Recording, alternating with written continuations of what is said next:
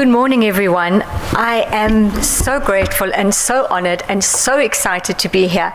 Gosh, so much hard work come together. I thank you and I welcome each and every single one in the room. I know I'm meant to do my thank yous at the end of the day, but some people are actually leaving early. And you know what? The nice thing about integrity and speaking your truth is I want to say thank you now, so I'm going to.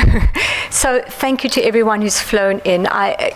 Really, we can't mention all of you. Thank you, and thank you. Thank you to the Cape Town people who've been here. I am really over the moon. This event would not have happened if everyone was not here. So I am so grateful, and please know that. Thank you, everybody. I am unable to introduce Professor Thuli Madonsela because she is still on her way, but she will grace us with her presence. She is my patron, and I'm very honored because she has a hectic schedule. I've just finished a 6-month contract with her, and I know how she's flying all over the world and how tiring it is, but she's given up her time to be here for the rest of the day, so we'll welcome her when she does come. And thank you to all my sponsors. So it seems like I'm going to have to stick my neck forward, technical challenges. So I'd like the roving mic as well because I don't want to be stuck behind here before we get started. Thank you. Is that just switch on for me? Yes. Because otherwise I'm going to look like this. Right. So it's not. Is it on? Can you all hear me? No. It's on? It's on. Okay. So I would like to talk about how I got started with this passion of integrity, because it is my absolute dream to make integrity sexy again, make it current again, and take integrity all the way to the top. So I'd love to please just let me tell you how we got started, if you'll bear with me, because it's quite a story. I was working with a construction organization a few years ago, very high profile, and one day I was sitting with the CEO and the MD, and very high level we were doing a team analysis and a team strengthening. And I said, gentlemen, we have integrity up there on the wall, and please tell me, it's part of your values, what does it mean? I don't know. Gentlemen, okay, let's just try and unpack it a bit. It's doing the right thing. So, I see our professor's just arrived. So, they said, Charissa, what does it mean? I'm not sure either, doing the right thing. So, I said to our MD, immediately, please, Richard, his name is, I'm putting us all in an integrity course because we're all not clear. And how can you be running millions and rands of a contract like Madupi and everywhere else, and you're supposed to be role models and leadership for integrity, and you don't know what it means? So I Googled the course, and I found one theoretical course. Please forgive me if I say it's very boring. It was 4 days, and it was so theoretical. And when I called them and I said, how is this course going? Nobody's coming. So I took it upon myself to write my own course, which I did. And then I thought, fantastic, the world needs it now. I'm going to be really good in business. But it took a little while. So I went knocking on somebody's door, our public protector at that time, because I thought, you know what, I would love to have a patron, because then people will take this seriously. So we knocked on Professor Thuli Madonsela's door for 8 months. And when she was finished being the public protector, she said, yes, please, come to Cape Town. We can see you now on the 15th of December. Anyway, we had an amazing conversation and we just connected. But the long and the short of the story is, it took me 3 years to unpick and unravel what integrity meant. And I've come to the conclusion of this. I'm busy writing my book. It is the most misunderstood word, as far as I'm concerned, in the universe. We all love to use it, but when you start asking everyone, so how do you apply it in your everyday life? We're not so sure. Well, how do you apply it in your relationships? How do you apply it in business? How do you do it in customer service? Because I'm big on customer service. People are not clear, but we love to use it. So, and it's completely different to our ethics. So as we unravel this and as we discovered this, I want to just unpack it a little bit further. Integrity is professionalism, speaking your truth, transparency. It is doing what you say you're going to do. If I'm going to call you at the end of the day, I will. Because you know what happens with that? It builds credibility and it builds trust with your customers. So having said that, then it's even more complex. Because I'm not talking about integrity now of late. I'm talking about doing the right thing. And if you want to go there, what is the right thing to do? And we have so many different cultures who the right thing for one culture is not the right thing for another culture. I'm stopping now because we really just want to say thank you so much, Professor Madonsela and Diane, for gracing us with your presence. We welcome you. Can we seat you? Thank you. Let's put you here. Hello, Professor. Hello. Will you seat her with Diane? Thank you. You can sit next to wherever you're comfy.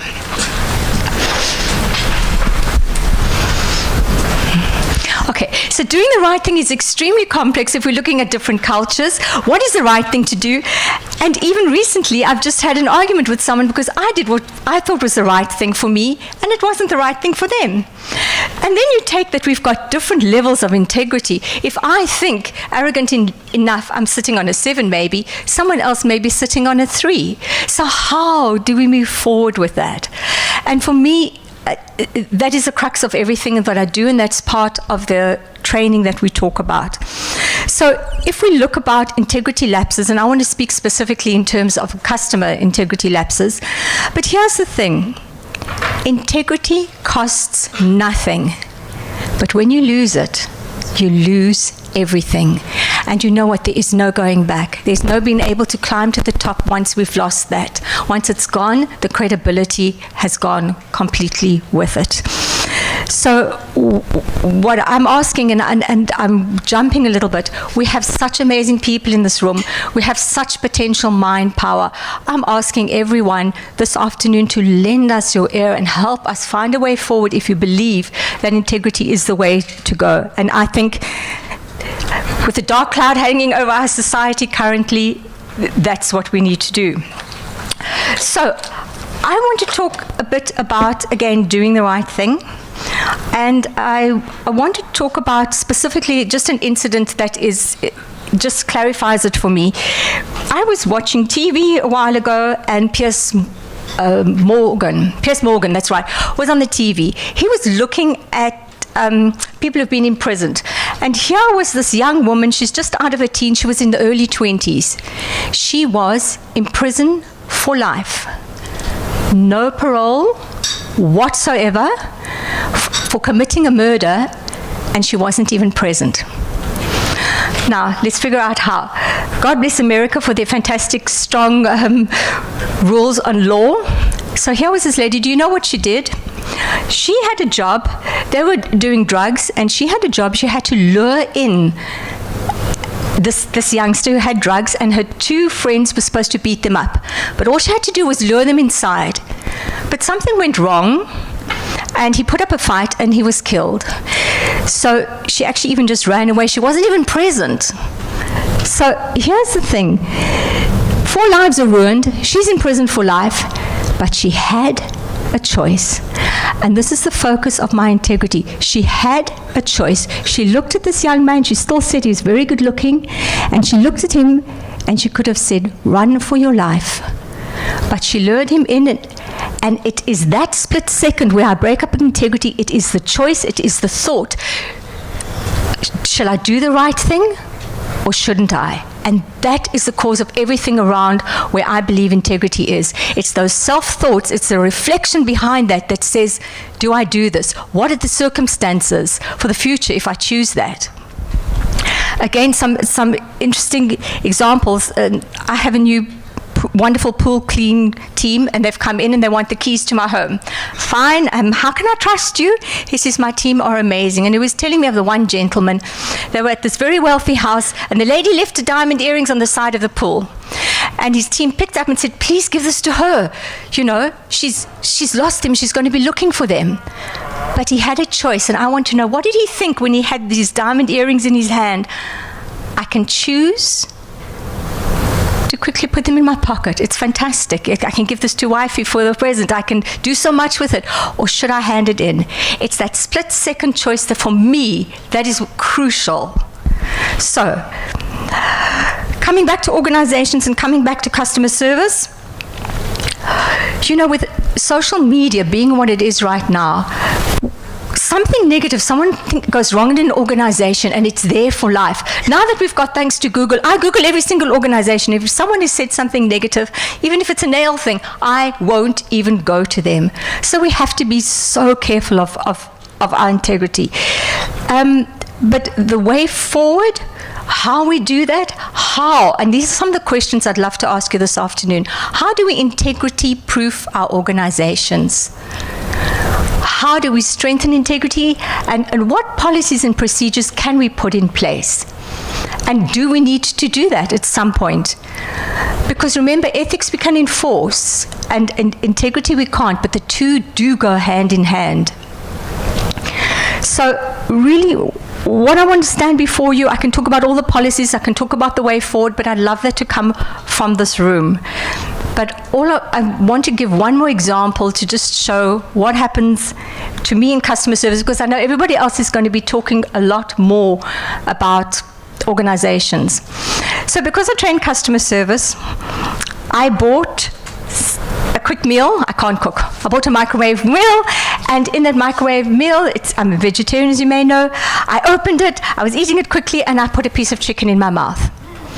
Okay, for me that's dreadful, let me tell you, who've never had anything meat in their mouth. But besides that, that's false advertising.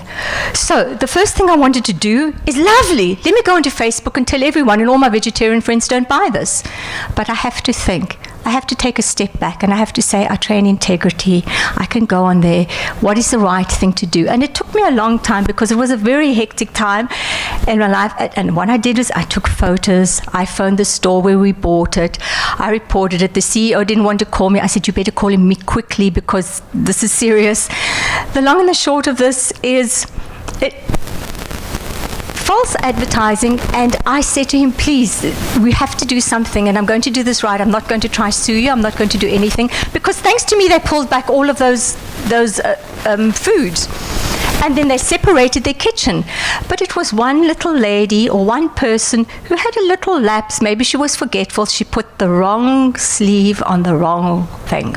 But thanks to me, so I actually discussed this with Professor, because it was quite a dilemma. So I phoned the CEO and I said, I want this to be positive. You're welcome to come to our Integrity Labs event. You can sponsor some of our wonderful smoothies if you like. You can send some people. You can get me in to talk about integrity. You can do some training. And he said, I'm not quite sure. I have to see if it fits with my brand. I said, excuse me, I'm offering you an event where Professor Thuli Madonsela was being. You have to see if it fits you. Then I went to Professor with my wonderful dilemma. We discussed briefly. I said, what do we do this gentleman? He hasn't even acknowledged or thanked me. And thanks to our gracious Professor, who said the words of wisdom and of integrity, we can't force him to do anything. We can't hold a gun to his head. It's not integrity. But here's the thing, how quick an organization can really go down. So I'm not going to talk much longer about all my examples. I'm just here to say we have amazing mind power, as I said in this room. Please help me to get integrity out there if you believe in it. There is so much honor in doing the right thing. There's so much honor when you have integrity. Let's start teaching the children how to make the choices to do the right thing. Let's make the changes now, because later may be too late, and there isn't a better time than now. So thank you all. I'm not going to say more than that. I have lots more to say, which I'll keep for the panel. But thank you, and I'd really appreciate some input, and I appreciate everybody being here, and thank you, and a warm welcome to Professor Thuli Madonsela. Thank you. Good morning, ladies and gentlemen. Good morning. Quite happy and honored to be here. Podiums are really not built for short people. If I stand behind that thing, all that you're going to have is a little head sticking out, and that won't be pretty. I want to talk about integrity lapses, and what happens when there's lapses in integrity. I am in law enforcement. I've been in law enforcement my entire life. And so what I've been doing up to this point of my life is see what actually happens when the whole thing of integrity collapses. And I want to agree with Charissa that, Charissa, when people talk about integrity, we assume we're all talking about the same thing. And we all understand what it is about. And I think it's easier to talk about integrity, but walking the talk is something completely different. So, where's my presentation? All right, as they're setting it up, all that I'm going to do in 20 minutes really is tell you who is the SIU, what do we do and what we have achieved, and then talk briefly to you about how we try to do this whole integrity thing. So the first slide there is, who are we as the SIU? I've already said that we're part of the law enforcement fraternity. We're not the hawks. They are our friends, but we're not them. We're definitely not the NPA. We're not the Asset Forfeiture Unit, but they are our friends and partners. The SIU is set up by presidential proclamation. So even the work as we do it, we have to get a proclamation from the president. And once we have a proclamation, then we can start with our investigation. Our budget and the money that is available, made available to us and as an entity, goes to us through the Department of Justice. And our funding model is such that we get a grant from government, but then we also bill the departments that we do work at. And you can imagine the challenges that come with that. So I come knocking on your door, say, hi, are you an accounting officer? Yes, we want to investigate. Oh, by the way, this is a bill. Can you imagine how ugly that goes? If they don't want you there, they quite simply don't pay you. And so it's complex. But that is our setup, and you will see then in the annual reports that we have circulated that we're struggling in the recovery of our debt. We're struggling to get the money in. But obviously then, that's the whole integrity thing comes to the fore. Because if you are the head of department and you know something has gone wrong, are you going to encourage these people by paying them? So that is who we are.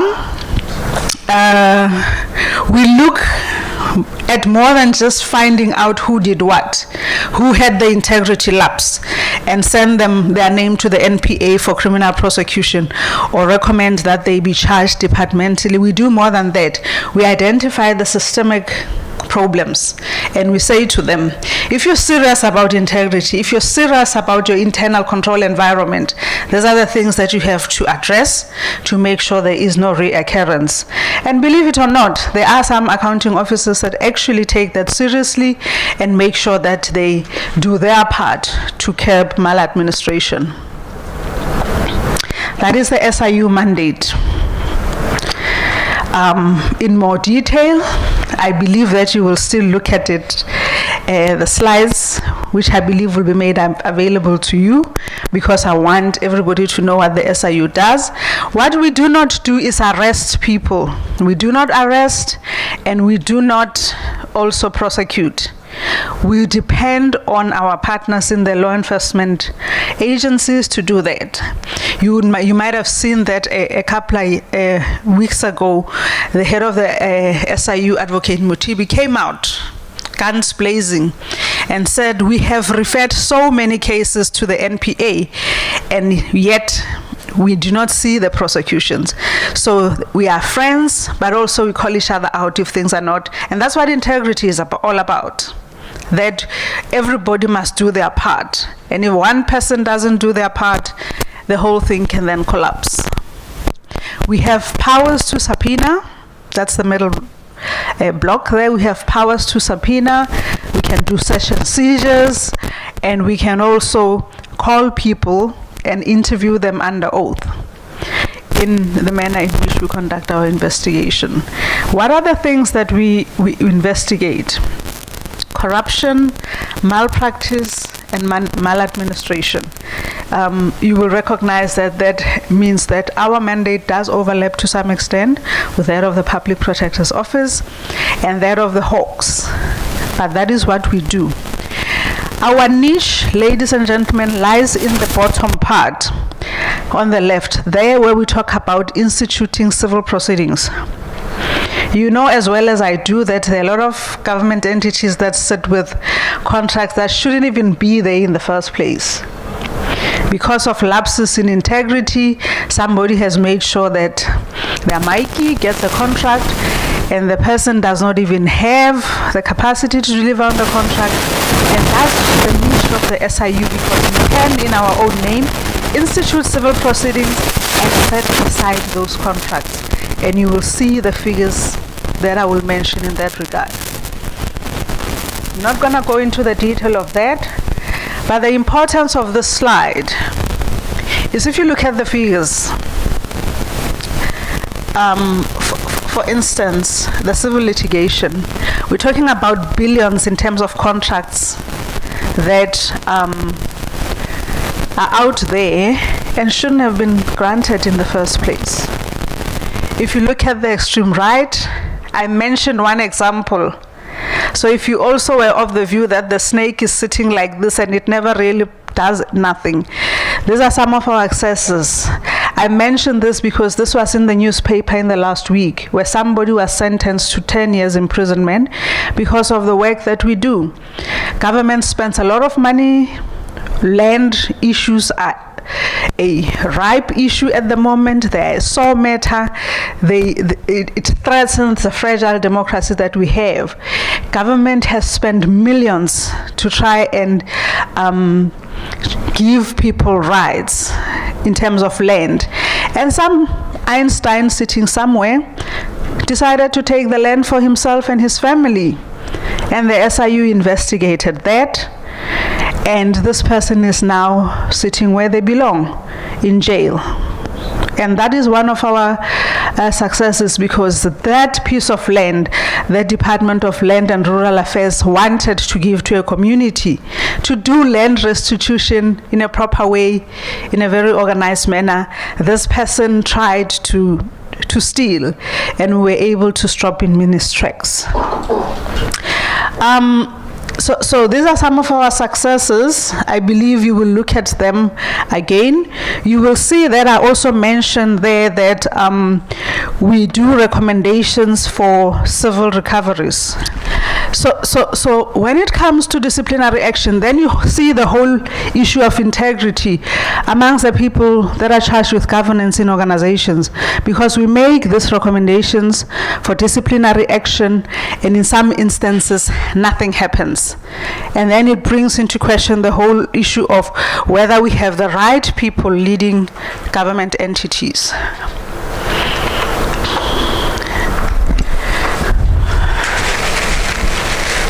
This slide talks about some of our successes in the last year. I will not go into detail, except that one that talks about the 2.7 billion, emphasis on billion.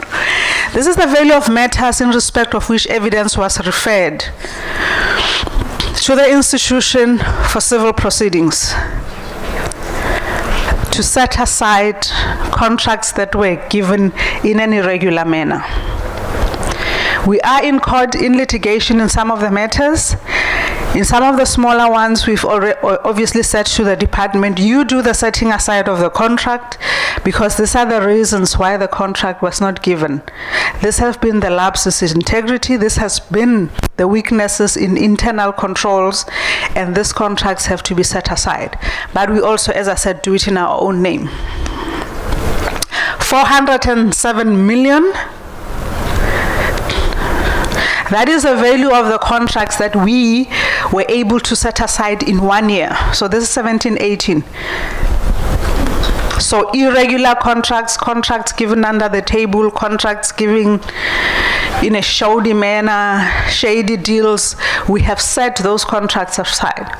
Because what happens, ladies and gentlemen, is this: if these contracts are not identified in time and they're given in non-compliance with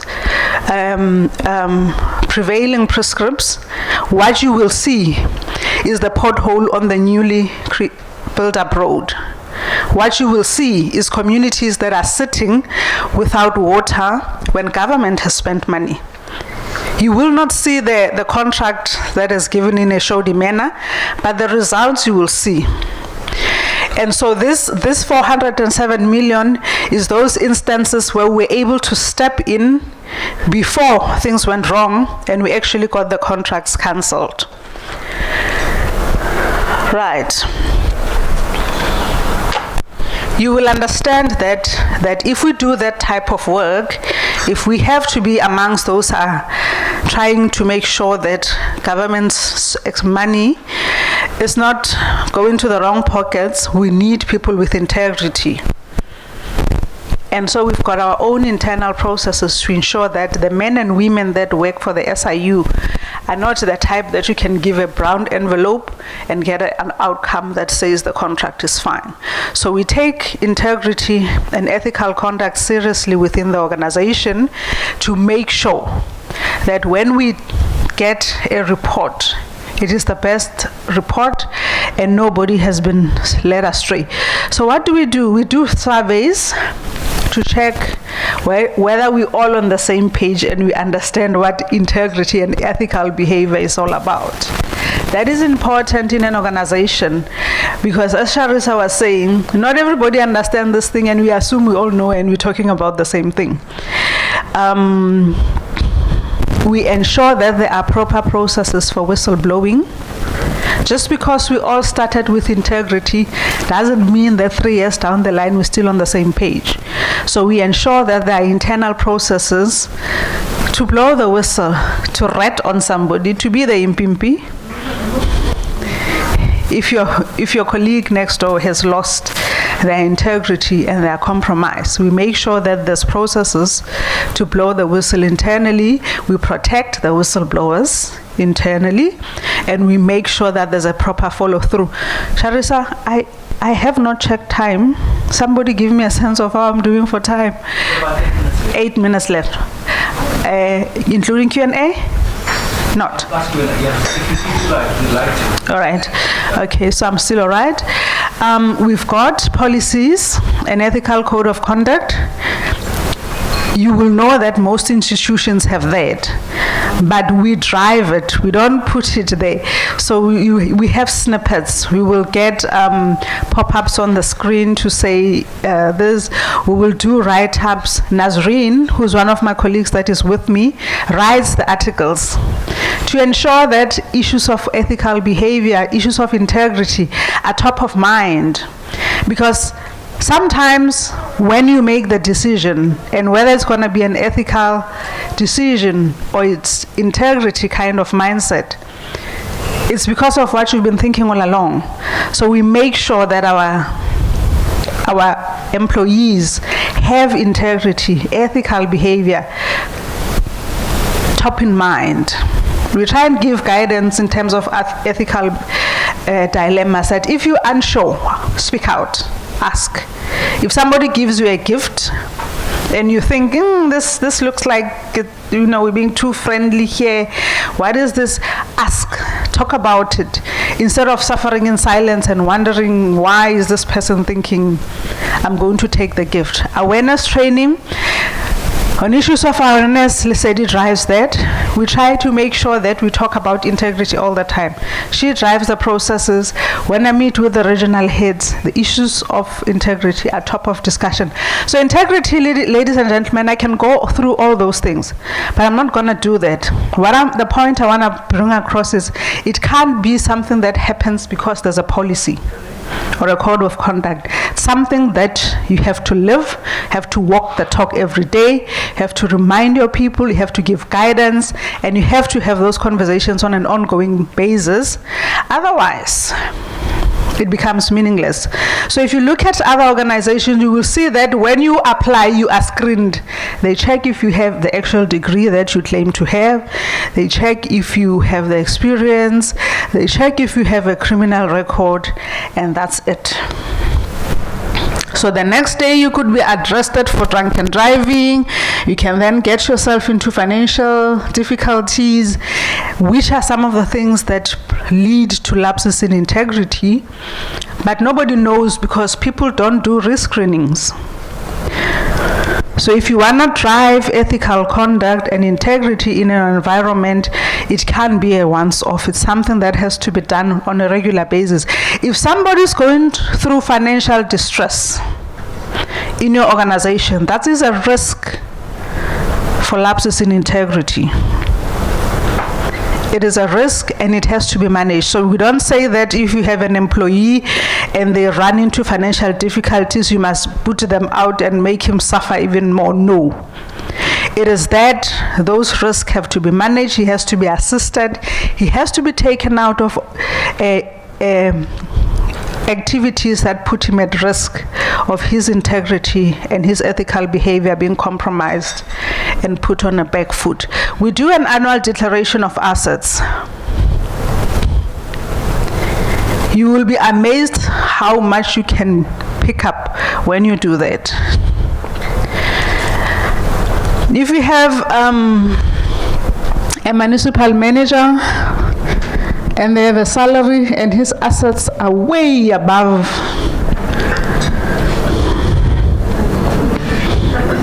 what they are earning, there's a problem. It's a fault, ne?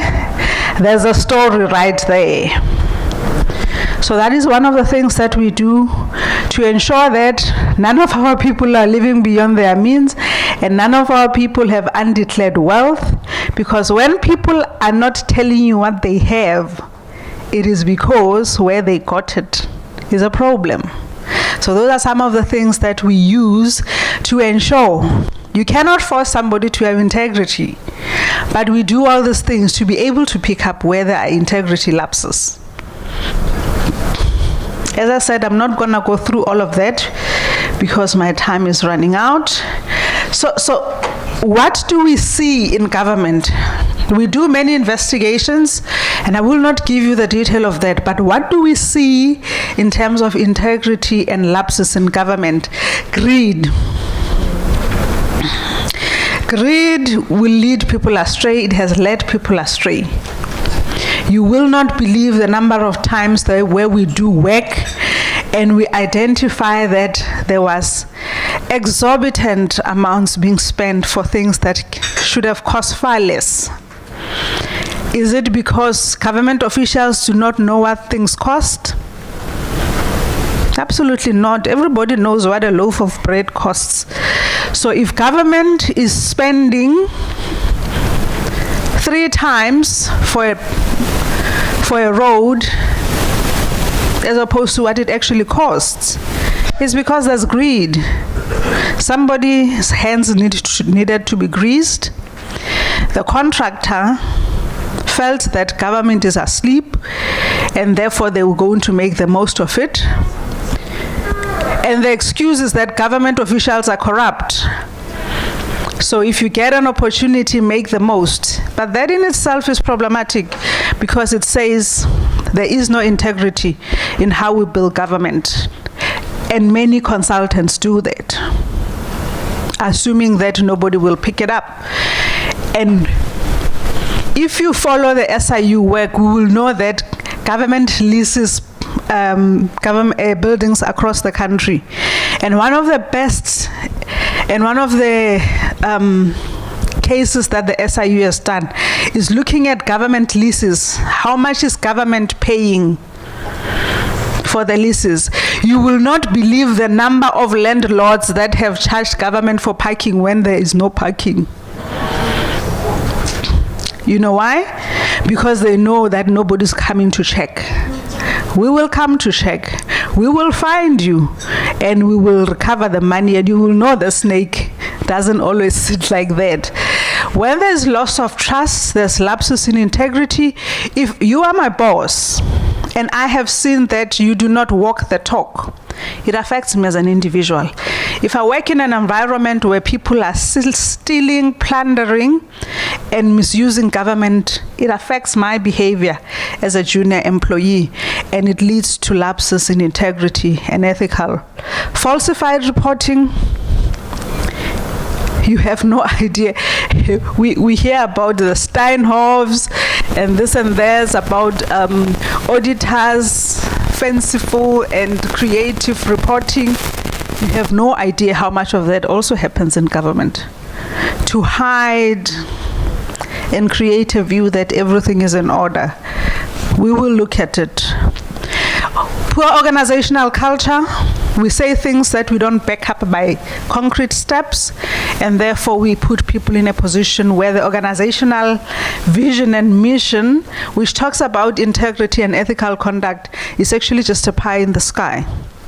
There is no organizational culture that supports the integrity and ethical conduct that we talk about.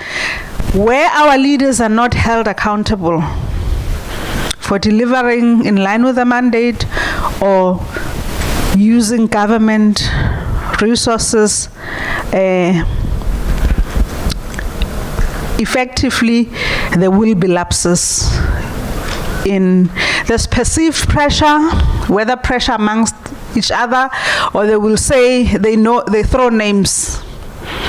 If somebody wants to do something, the MEC said this must be done. Sometimes the MEC give weird instructions, but oftentimes it's also just perceived pressure. So if I want to come and make Lesedi do something wrong, I will say the MEC says this must happen tomorrow. And Lesedi then feels under pressure and does things that are not ethical, where there is no integrity, but does that because they believe that the MEC gave a certain instruction, and in some instances there is no such thing. Rationalization. People go through stresses, as I said, and when they're under stress, the process of rationalizing and saying, I'm sure this is all right, everybody else steals, I will return the money, I'm just using 200 from the petty cash. At the end of the month, I swear I will put it back. And then it doesn't come back. So those ethical lapses start like that. On the right, I talk about really issues of management, how management sometimes can be aloof and disinterested in what they do. They have no mechanisms to monitor performance. The internal control environment has collapsed. They don't know how to fix it. They become used to it and they just leave things as they are, and then that also leads to further ethical breaches and lack of integrity.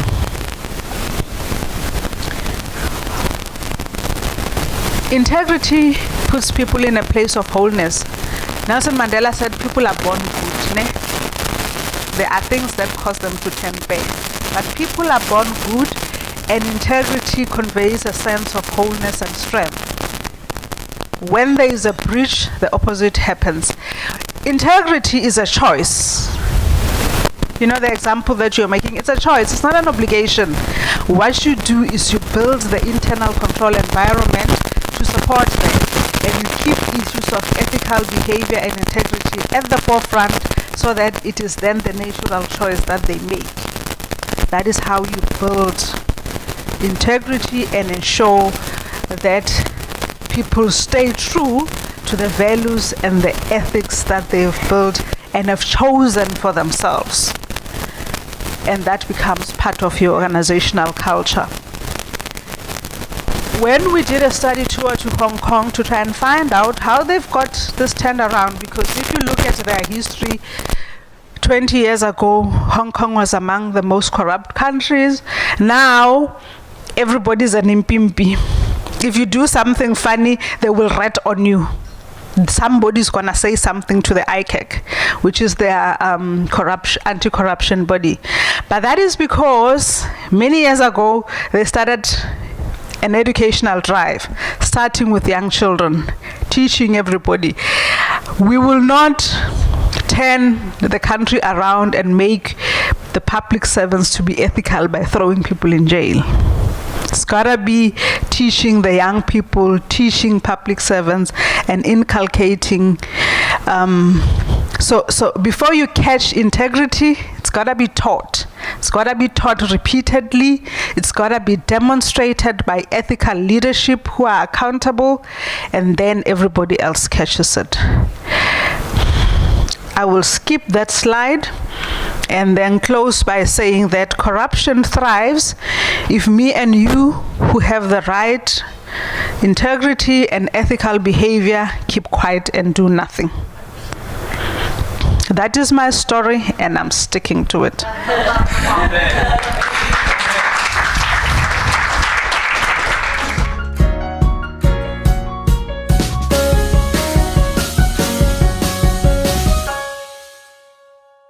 Wow, I'm honored to be amongst you guys today and to come and share with you a little bit about what we do at Ernst & Young in respect of the integrity agenda. I'm one of the partners in the forensic practice of EY, and I'm also responsible for the forensic matters in the Cape region. So we're honored to partner with you and to be invited to come and talk to you a little bit more about what we do and what we've seen in recent days when it comes to unethical behavior, culture issues. But particularly the topic for me today, I would like to talk about how you integrate the culture with the controlled environment. And sometimes those are two very difficult things to actually put together, but in light of what is happening in our country at this moment, I think it's important to realize that sometimes those two do go hand in hand together. So, as I mentioned, yes, I'll be talking a little bit more about the integrity agenda, but more focused on the culture element of it. And I suppose, as part of, the discussion today, we'll talk together about, in your examples or in your experiences, how have you seen culture being influenced by controls, or the other way around? How have controls influenced culture?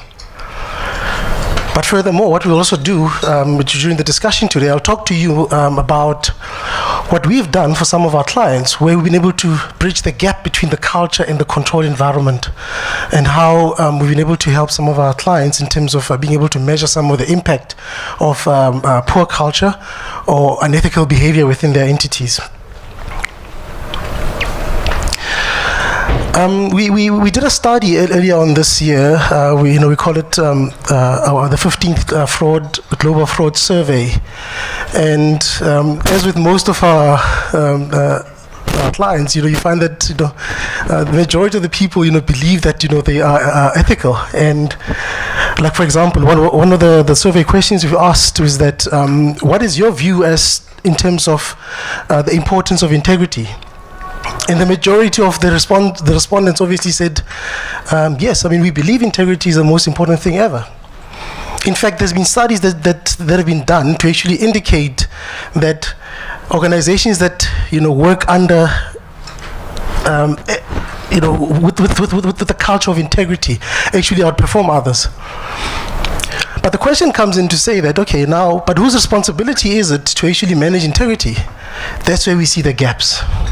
So people are, most of the time are happy to say that, look, we are good people, we are people of morality, we work well, we don't compromise on compliance. But when you look at the accountability part, you realize that the majority of the people, particularly in organizations, shift the integrity agenda to other people or to other functions in an organization. The majority of which is being pushed to management to say that, no, we want to look at the tone at the top. If management is acting well, then everything is hunky-dory. But most of the time, you find that management is just one element of the integrity culture agenda. What happens at the middle management? What happens at the bottom? How have we woven the systems, the controls of any organization to make sure that you capture all those people at just under senior management? And that's where I'll start the discussion today, to say, normally there's always gaps between what the intentions are and what the intended outcomes are. How many of us have ever seen that, you've got we've worked at companies where, the values are wonderful. We are the best people ever. Kumbaya, hunky-dory, everything is wonderful. The code of conduct works. We've got the latest updated policies. We've got, the management communication is spot on and whatever. But you have that one manager that tells Pete, hey Pete, you screw up here, I'll move you. You know. And that guy manages 80% of your staff force. What happens there? There becomes a disconnect. Or you have nice systems where you have wonderful declaration of interest, for example, systems where people can log in online and whatever, and be able to declare all their interests, their conflicts of interest, they have where they exist. But then if you're operating in a farming environment, that thing is irrelevant. It doesn't work. So sometimes the intentions of some of our of what we try to do, in some instances, actually don't work. Because you find that it's either there's a bridge or there's a gap between how we want to portray the agenda and versus how the actual behavior that we see actually on the line.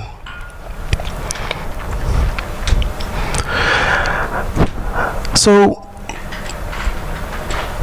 I want to focus on closing the gap between the intentions and behavior. And, as a typical consultant, I've got 4 elements that must be there, there must have a slide with 4 elements, and I must say something about those 4 elements. But from our perspective, the integrity agenda, from where we sit, and also through our experiences, lies in 4 quadrants. We talk about culture, the governance, controls, insights, and insights. However, I think that the core thing that stands in the middle is that you must be able to measure these things, because then how do you measure the effectiveness of whatever integrity initiatives you actually put in place? How do you measure that your culture in your organization is actually where it should be? Whether how the people act in your organizations are a reflection of what your values and missions or objectives are. Similarly with controls, you can have controls for days and so on, but are they effective? Is the design of a control enabling you to be to actually identify those breaches of integrity should they occur? We talk about governance. We live in South Africa. We know that governance is a big problem for us, particularly with what's happening at the moment. I haven't lived for that long, but for the time that I've lived, yes, husband, these past few years have been very tough for us. This is where the integrity agenda has been tested the most, because you see blatant looting, we see blatant lack of accountability, no responsibility at all, and people just don't care. And some of it has to do with the governance part of it, because if we don't have the governance framework in there, we can't hold people accountable, then the whole thing falls apart. So governance is also it's a key element of the integrity agenda, because what it does is it sets a framework. You've got all the best laws, you've got the best Public Finance Management Act and so on and so on. But if those are not measured effectively in terms of the breaches of them, then they're irrelevant to us. And obviously we've got the data and insights. What insights talks to is we must be able to see beyond what we don't know or in what we know. And what I mean is that we must be able to predict what will happen. We must be able to find ways of using historical data to identify those areas that are susceptible to being breached. And the use of insights and data together with the culture, controls and governance will help us in terms of building a proper integrity agenda for us. But for those that have worked with EY before, you will know that I think for the last 13 years, the forensic function at EY has been called Fraud Investigations and Dispute Services for the last 13 years. And early this year, we decided to change that because times have changed. So if you look at the name, Fraud Investigations and Dispute Services, it was more reactive. When we spoke to our clients about what we do, they ask you, well, where are you? Fraud investigations. It's a grudge purchase. They're like, no, not today. But if you look at what is happening now in the world and what's happening particularly in South Africa, we had to re-look at what we actually want to call ourselves. So earlier this year, we actually changed our name to Forensic and Integrity Services. We deliberately did that because we realized that being reactive is just one part of actually managing fraud risk and corruption risk. We need to find ways to be proactive. And for us in Ernst & Young, it sits under the integrity umbrella. So when I'm here today talking to you, I just wanted for you to know that we have deliberately went about and changed all of our stationery, all of our thinking, all of our people. We've hired new people now who can assist us to actually help our clients focus more on the prevention part, on the detection part of what we do. So the integrity agenda is interwoven in terms of our own DNA. When you look at okay, so for the purpose of today, I'm going to only focus on the culture element together with the controls, because we just don't have enough time to cover the other areas. But I'm happy to share with you some of our insights on the other areas if we do have time. But when you look at the culture side, I mean, it's important to understand, because, a lot of people, use the word culture and they interchange it with ethics and values and morality and so on. And it's important to understand, how each of those elements fit in terms of, creating an environment. So for me, I mean, culture is the sum of the collective behavior of an organization. It's how we've set about the tone at the top. It's the ethics that we've put into place. So, for example, if you look at ethics, I mean, it's a set of moral principles that govern or influence how a group of people normally behave. It's policy, whether it surpasses policies and legislation and so on. However, if you look at compliance culture, it's a little bit different. It refers to the shared culture of values, beliefs, assumptions, and behaviors that exist that in an organization that characterizes the organizations and how they respond towards compliance obligations.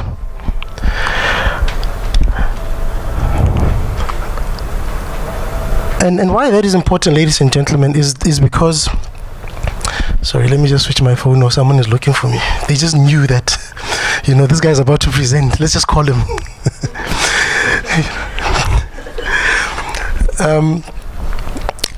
So in my experience, when you look at a lot of companies that I've worked with and companies that I've worked for, the majority of emphasis, or in terms of the culture point of view, is focused on the tone at the top. And it talks about how executives behave, how management behave, what is the messaging, what is the interaction between management, what are the policies saying, and so on. So the tone at the top has been there all the whole time, and so on. But what I've seen in my experience is that the bottom two circles, from a culture point of view, are often forgotten about. Organizations these days have forgotten to actually find a way to do proper health checks, to actually do a dipstick and find out, how are my people feeling? Or my middle management, what are the pressures that is actually with my middle management? Because in doing so, it allows you to actually identify any incentives or any root causes that might help us in actually identifying any integrity breaches before they happen. And furthermore, with regards to the mood in the middle, are people happy? Are the people unhappy? Are we using social media analytics to actually identify areas where our managers or the stakeholders have an interest in? What are they saying about our culture? What are they saying about the way in which we work in the particular organization? And I find that in my experience, companies invest a lot in the tone at the top. They will do ethic roadshows and so on, but then they forget about the block in the middle. And typically also at the bottom, to say that, what are the incentives that drive people to perform? Are some of those incentives counterproductive in terms of, helping us initially achieving our ethical agenda? How are people being rewarded? Sometimes we forget those, and by forgetting them, they end up actually contributing towards an environment where unethical behavior exists. So how do we put all of these together? I mean, what can we do to actually make sure that the control environment and the culture work hand in hand together? And sometimes you do get an environment where over control actually becomes detriment to your culture, because people now have too much to do and without actually spending time on doing what they're supposed to do. So that balance becomes quite important, and that's why I always say that whatever control you put in place, it needs to talk to what you want to achieve, and not just an overkill. So we need to start asking the right questions. For example, for the things that have gone wrong, like for example, I mean the SIU, the presentation from the SIU, I mean, he speaks about what went wrong and what contributed to what some of these areas where there was corruption and fraud identified. We need to go back and understand what are the root causes that caused those integrity failures. Because once you understand the root cause, it allows you to actually start having a plan. And that plan, we normally call it a fraud risk management plan or a fraud or corruption risk management plan. Others call it a compliance plan. You need to identify what is our plan to actually mitigate or reduce or detect some of these things that happen. And part of that plan will also include the culture element. For example, I mean, you'd ask yourself, when was the last time we did a culture survey to actually identify what is the mood in our company? Do it after bonuses and see what changes in the mood, or do it before bonuses and see what is the actual real mood in the company. You might be surprised. Again, it also goes to, like as I said before, understanding the incentives and the pressures and the rationalizations that the people in our entities, in our organizations actually have to face. What is it that motivates individuals? Is it a financial reward? Is it that they're proud to work for you? Or is it just because they found a little pot of gold in your company and you don't even know about it? So we need to start building the idea that we need to have a fraud risk management plan that actually help us detail some of these initiatives so that we can track them and allocate them to a control objective. Because if you still cannot link whatever actions we do from particularly for me as a forensic professional, if whatever I do doesn't aid the entity in terms of improving the control environment, then my plan would be would fall short. So I think it's imperative that we understand this, and we are able to articulate what we want to prevent in a document. But at the same time, then you say, okay, but Caleb, you come here and you say, look, we must prepare, we must do fraud awareness training and so on. I mean, how do you measure stopping fraud? How do you measure good integrity? How do you identify that by implementing a fraud risk management plan, you have deterred someone from doing it because it doesn't happen? And that is a debate that we will always have for a long time, because some of those answers, you don't have them. You don't have the tangible answer. But what you do see over time is that you start to build a culture of compliance. You start to build a culture of integrity amongst people.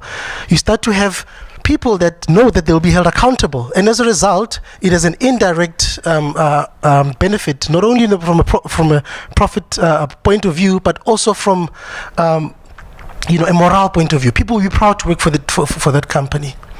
So some of those, I know that people battle with actually measuring the value of actually implementing a compliance program, or the value of quantifying what is the benefit of actually implementing an integrity agenda plan. But I guess, for each organization it's quite different. But the ultimate objective is that to create a culture, or to create an environment where your people are proud to work for you.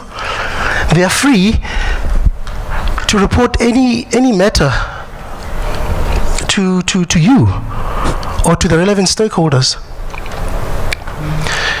We want a culture or an environment where people embrace the code of conduct, people are proud to actually work for an organization. And you will see it when you do your social media analytics as part of your plan, for example, to say, let's do a dipstick. Let's find out how people actually feel about us. What do they think about us from an integrity point of view? You do that exercise and you identify that you have so many people that have retweeted your company because they're proud to work for you. So in some of those instances, the spin-offs may not be that obvious, but if you have it together in a plan and in a framework that allows you to track some of those initiatives, then you are able to actually identify where the benefits are realized. I only had 20 minutes, I think in my last 2 minutes. So part of it, in terms of how then to go about, number one, assessing your ethics or your culture, is to make sure that organizations always must have some program or some way of being able to do a health check in the culture of an organization. So we promote that culture assessments need to be done. Codes of conduct are important. Employees and stakeholders need to be made aware of what is acceptable behavior. They need to be made aware of what will happen if they breach some of those acceptable behaviors. Compliance needs to be part of normal day-to-day operations. I think in most instances, that's what you see in my first slide where I showed you that although everyone says that 97% of the people are saying that they believe in integrity, but the responsibility of ensuring integrity is sitting in management and legal and compliance and so on. Compliance with regards to controls and also with the integrity agenda needs to be interwoven into normal day-to-day practices. Sometimes very difficult to do, but if you actually spend time and actually do your proper analysis of where have these things broken in the past, you'll be able to identify where there's culture problems with a division, with an area, with a region, and you'll be able to have specific initiatives that will allow you to actually change those around. But again, how do you measure that? It becomes quite tricky. And lastly, we need to find a way of incentivizing our stakeholders to actually behave with integrity. Some of it can be, I've seen some of my clients, some of it is financial, but where I've seen it work the best is where you end up in an environment where people are proud to work for the company. I think that is the ultimate goal. And if you're proud to work for that company, you end up in a situation where you have a lot of integrity officers within your own company that will help you minimize the risk of fraud and corruption, that will help you identify breaches in controls, breaches in non-compliance, and furthermore, that will blow the whistle and be proud to blow the whistle because they've taken ownership of the organization. So, ladies and gentlemen, I think I'll leave it there. I mean, I can go on for days, but I think it's quite important that we understand that the integrity agenda is not just a simple exercise of just doing high-level assessments. It needs to find its way into the ordinary day-to-day operations of all of our organizations. And some of it, requires investments, because you need to actually spend time to actually understand where you need to focus on. But some of it requires innovative ways of actually finding initiatives that we can actually employ that will allow us to actually find clever ways of notifying people what is acceptable behavior, what is unacceptable behavior, and finding ways to pick those unacceptable behaviors through your normal control environment.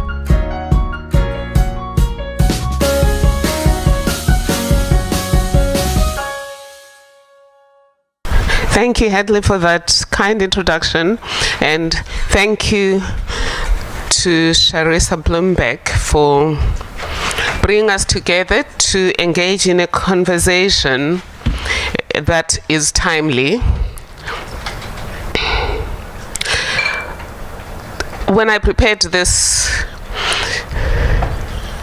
presentation, I wasn't quite sure what my colleagues were going to say, I have a feeling right now that I'll be preaching to the choir.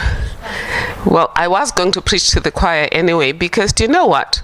People who attend conferences are people who already know about the subject and who have already engaged in that subject. A certain magistrate once said to us in the Department of Justice, you can tell the difference between people who attend conferences and people who don't. The ones who attend conferences are lit, and often if you're going to talk to them, you're really not sure what more to say because they more or less know everything. But that said, it's lovely to preach to the choir because this is a timely conversation. The first thing is, who moved our integrity icons? There was a time when we practically worshipped the ground SARS walked on. There was a time when you mentioned Mackenzie, we all wanted to sign up for whatever it was Mackenzie wanted to do with us. There was a time when Eskom was a shining star, making money rather than taking money from us as taxpayers. There was a time when we trusted the auditing profession as the ultimate guardians of our money. And there was a time when we trusted many individuals, and who moved them? And I suspect that when we think about individuals that we no longer trust, we might think about Minister Nhlanhla, who didn't tell the truth. But it's not always just about the truth. It's also about people who treat some people badly. Yesterday, Minister of Home Affairs publicly suggested that his colleague was not physically endowed in public. But nobody batted an eyelid. We've become indifferent, maybe, in some ways. And are those issues of integrity? I don't know. Who moved our cheese, or did we move our own cheese? Did we move our own standards? And as we did so, it wasn't just the public sector. VBS disappeared with a lot of Gogo Dlamini monies.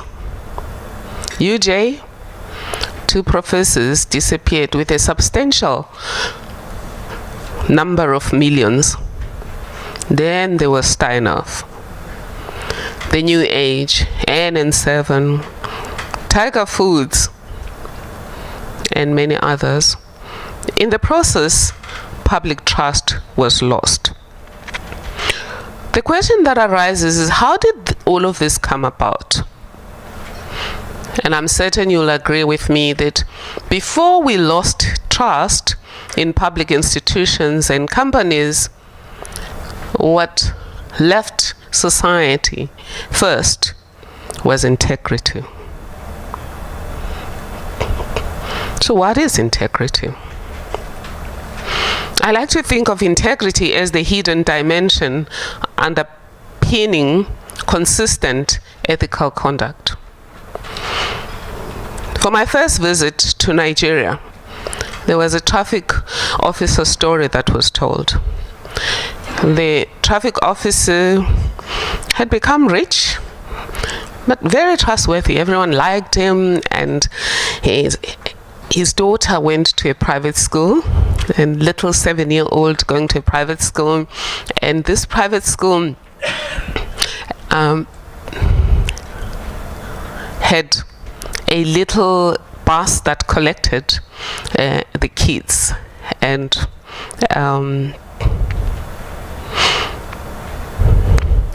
what happened was, one day the traffic officer got news that before then, the traffic officer, it turned out that why he had become rich, had acquired an opulent lifestyle, regardless of the fact that traffic officers are not really paid that well, was that he let a lot of people go through, even if their brakes were not working, even if their lights were not in right order, and a whole lot of things. And on this particular morning, he did that to a bus. He had never taken his own child to school, so I never knew which bus was his own daughter's bus. So this one day, when the bus was still empty, going to pick up children, there were problems around its brakes, and he did the usual, found out that the bus had brakes, and collected his fee. And they just claimed, okay, they'll fix it. It's not a big deal. It's just a small mistake. But it can still go. It can still brake. It's not fully functional, but it can still brake. Anyway, the day went by, and about an hour later, he got news that a school bus failed to cross a bridge, and it had problems with brakes, and all aboard were dead. And his first thought was, my daughter also uses a bus. I wonder if it's not this one. Anyway, the story is told that he went to the bus site, he rushed to the site, and indeed it was the bus with his daughter. And he realized that he had killed his own daughter. Had he just done his job and not collected money in the process, his daughter would be alive. The reality was that it could have been somebody else's daughter. In this particular case, it was his own daughter. And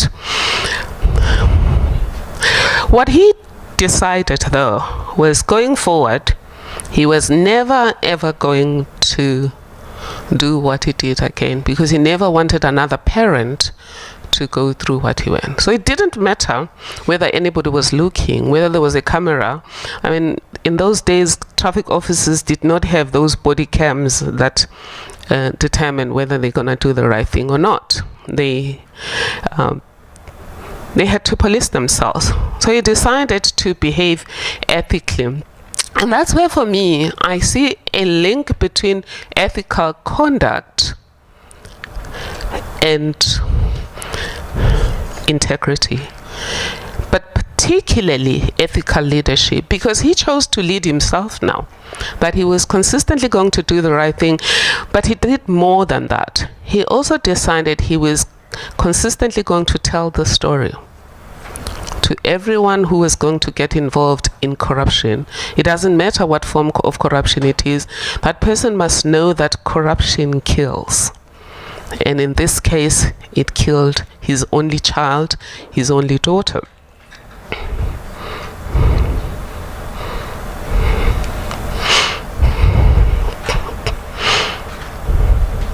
So integrity is an inside job. It's an inside-out job involving consistently doing what's right and does not rely on what's legally permissible. Towards the end of my term as a bar protector, for example, I investigated this matter where at Nelson Mandela Bay they had outsourced the building of RDP housing, as local government normally does. And Mr. and Mrs. G's company built their houses, and then before the houses were finished, the defined grant, this was a special grant, and these special grants, and our colleagues from the SIU and other government entities will tell you that you're not allowed to use a special grant for any reason other than what it was given for. But the municipal manager and his team used the grant for other things, and by the time they had finished with the settlement, but without a roof, there was no money. So they told Mr. G, who was a subcontractor, that we don't have money for the roof anymore, but when the next budget comes, we will pay you. Please go ahead and finish the housing. This was shortly before the elections.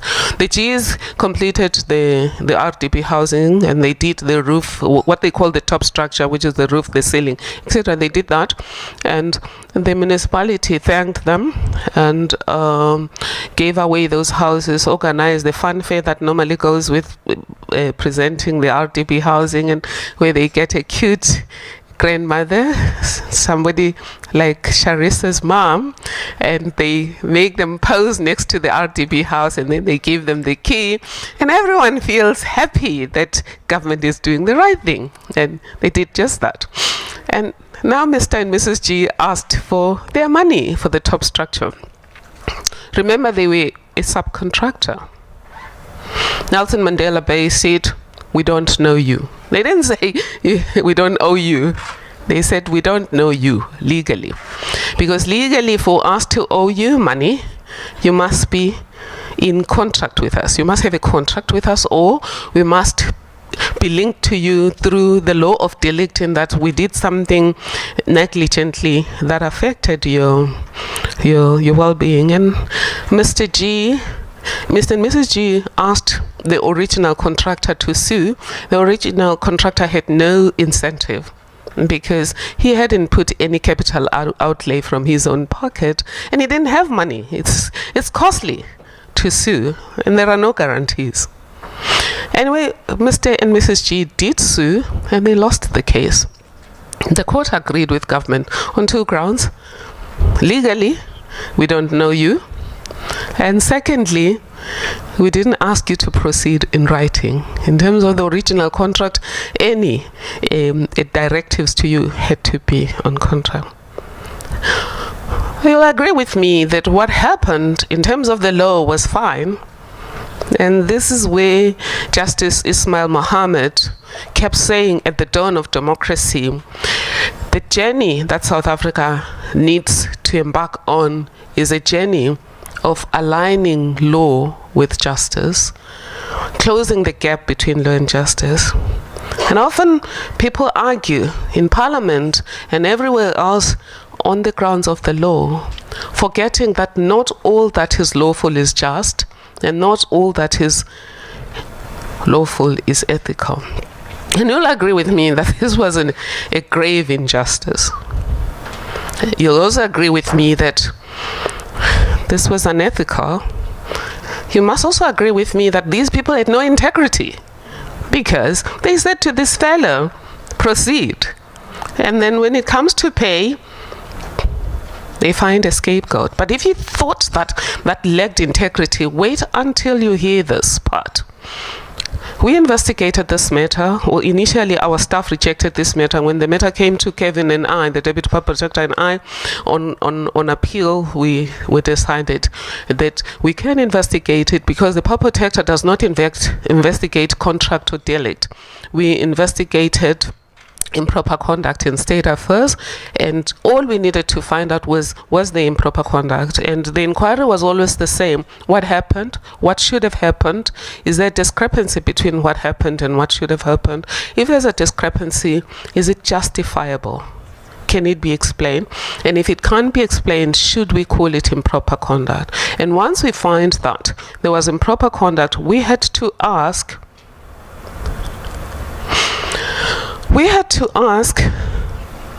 was somebody harmed, or did somebody suffer an injustice because of that improper conduct?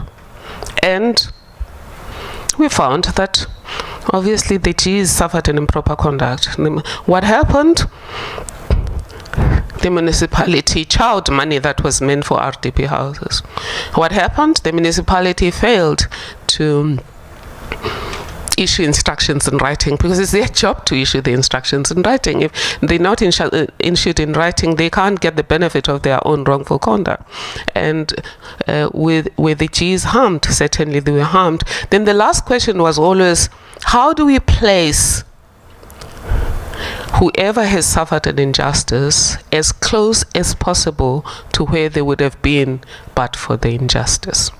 It wasn't to place them exactly where they would have been, but as close as possible. So in this case, it was pay them the money and with interest. And municipal manager wrote and said, thank you for the investigation and all your wisdom around how we should do things properly in the future. We will correct our systems, because we always fixed the problem and also asked them to fix the system. We'll do everything. And we celebrated, as we always celebrated when somebody was going to get their money. And a few weeks later, the municipality decided to change its mayor in order to present a candidate who looked good for elections. Was he a candidate with integrity? I don't know. But did he handle this matter with integrity? No. There was an agreement in writing, an offer from their side to say they accept the decision of the power protector. They're going to pay this guy within a month. He writes a letter and he says, no, we're not going to pay. We're going to take you on review. And of course, that means months and months of no money for the Gs, and their company was already threatened with liquidation. It was on provisional liquidation at the time. And I don't celebrate people's downfall. But when this mayor didn't make it during the elections, my team and I celebrated. Anyway,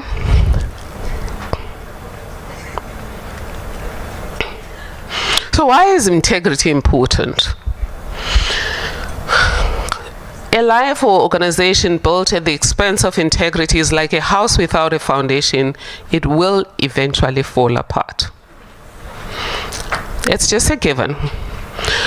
If you look at what has happened to our organizations, the ones that I've spoken about, at some stage they were operating on solid, integrity principles, doing the right thing because it was the right thing, not because someone was watching, not because there were police that were ready to arrest them. They just knew what was right and consistently did that. They were led with integrity. And then what happened? Things fell apart. And we investigated a lot of those. SABC, we came up with a report, when governance and ethics fail. Now we're struggling with SABC. People are going to lose jobs. And Hlaudi is laughing and saying, when he was there, things were fine. It's the new people that have messed up. That's not true. Rome was not built in one day, but also Rome did not fall apart in one day. When somebody keeps removing bricks from a house, it doesn't fall that minute when this person is chipping away those bricks.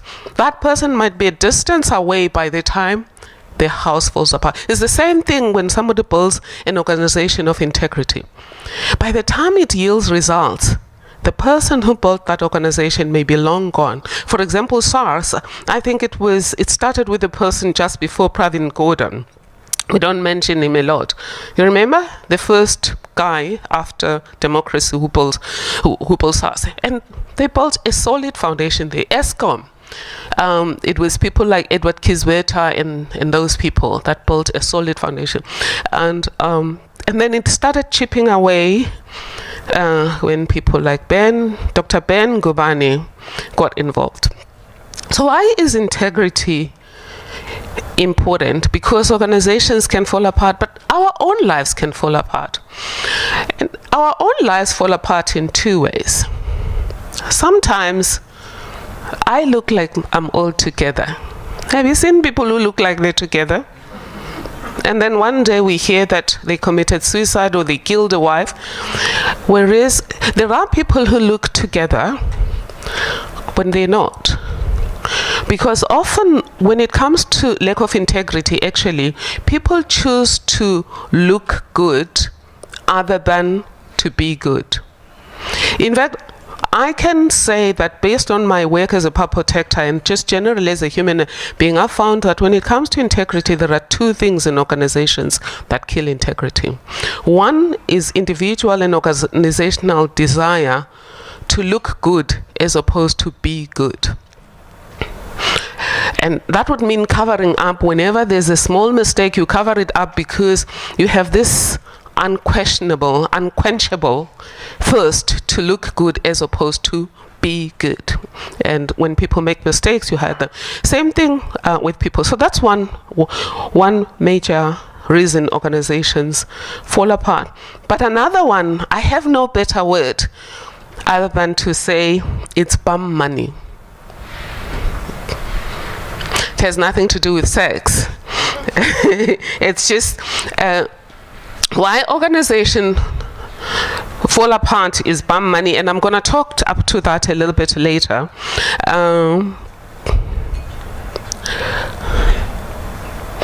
But in our country, for example, the Constitution decided that it wanted our democracy to be built on integrity, for its own sake, for stability, for peace, for the rule of law.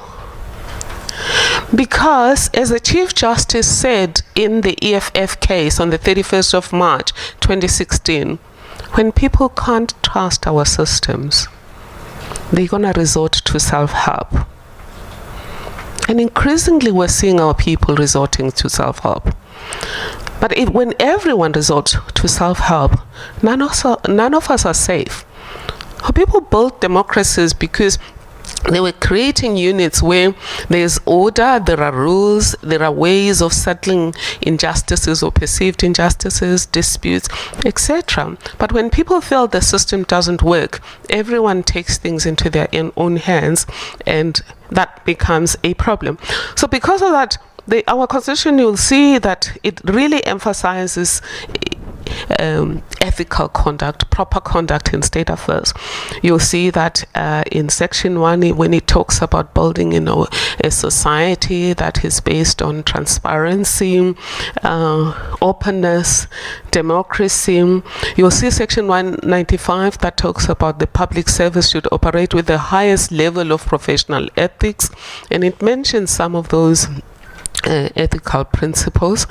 And section 96, it also talks specifically about ethical conduct for members of the executive, with emphasis on there being no conflict of interest, no use of public power, resources and information to advantage yourself or people you like. And the same thing in section 237. Again, part of the rules of section 237, which is about putting people first or putting constitutional responsibilities first. You could add here the provisions around fiscal discipline in the Constitution. You could also add section 217 on procurement. But these are just purely on what the Constitution requires. And the laws also add a framework that reinforces integrity, policies and codes of conduct. Codes of conduct are supposed to be for ethical work, but if you're asking me what is the playbook on integrity, I would say it's your ethical playbook. But the one thing we have to know about the playbook for ethics, though, is that it's not just the law, it's not just the Constitution, it's not your code of conduct. A lot of investigations that I've done, people were found to have acted unethically, regardless of what their code of conduct says.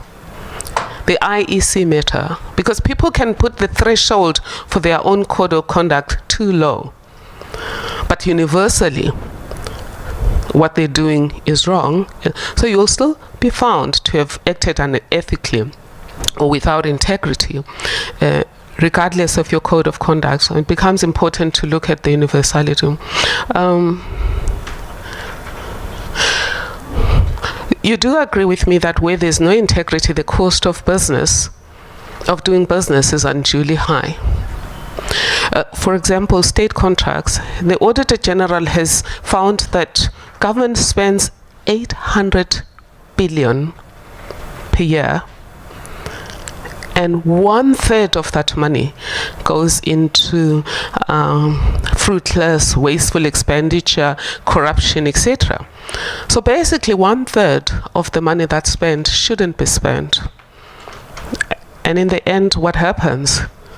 We pay more VAT, we pay more tax, other taxes, we pay more fuel levy, what happens? We pay more for the things that people are breaking because they are angry with the state.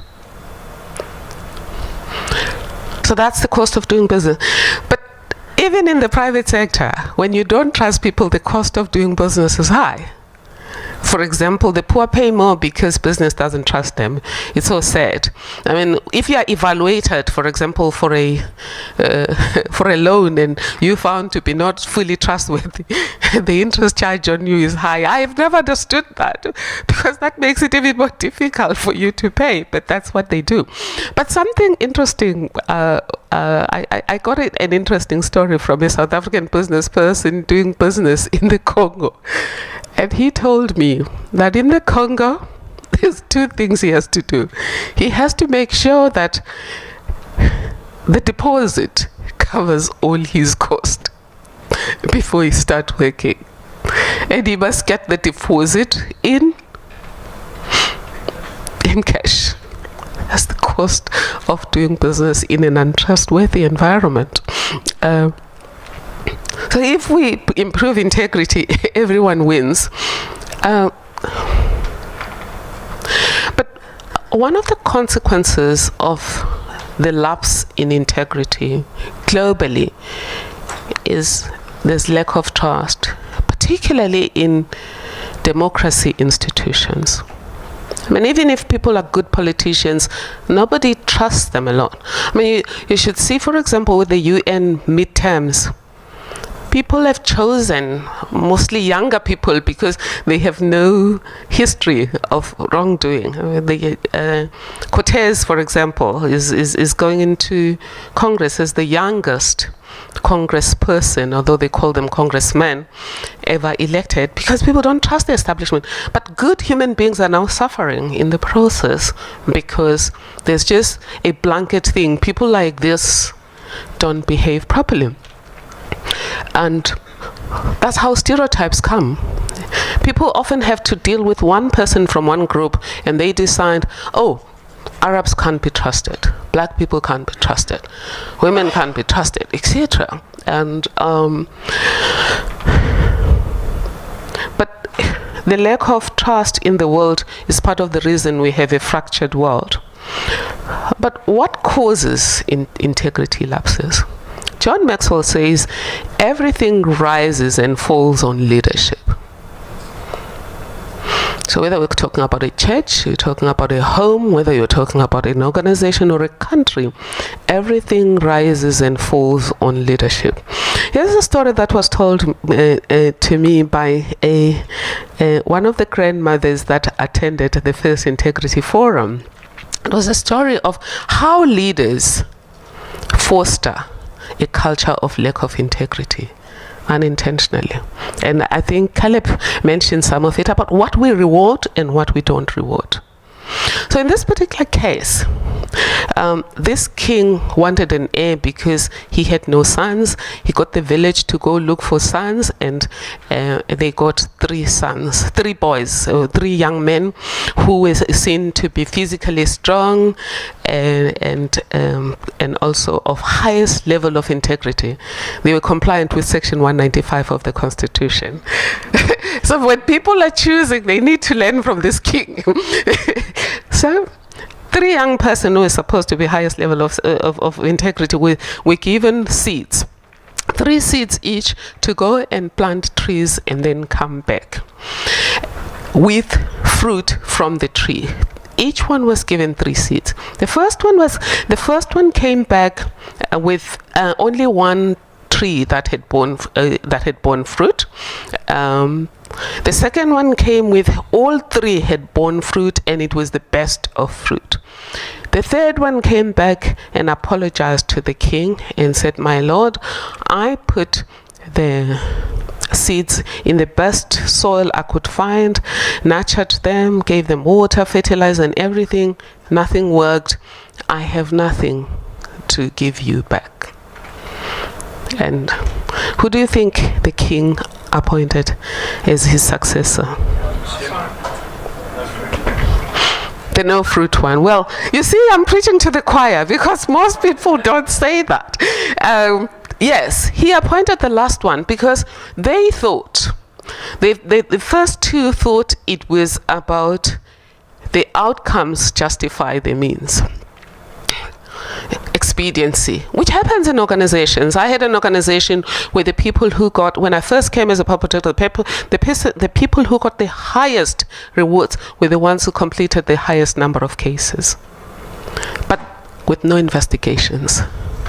The ones who did thorough investigations, followed through, didn't get the reward.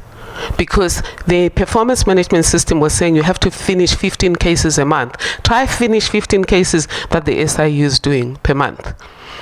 Then you just have to inquire, and the government says we didn't do it, you close the case, which is what happened with Oilgate. So by the time I came, even if maybe I had wanted to continue in a shoddy way, I had no choice because the court had decided that the elements of an investigation should be as in the decision of the pub protector versus male and guardian case.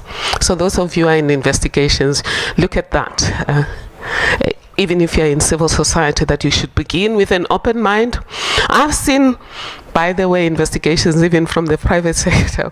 I remember when they investigated Mami Dupi. I can't remember who it was that investigated Mami Dupi. And all they said, and they called it a forensic investigation, and all they said was the staff consistently said this. There was no evidence backing what the staff said. There was no version of what Mami Dupi said.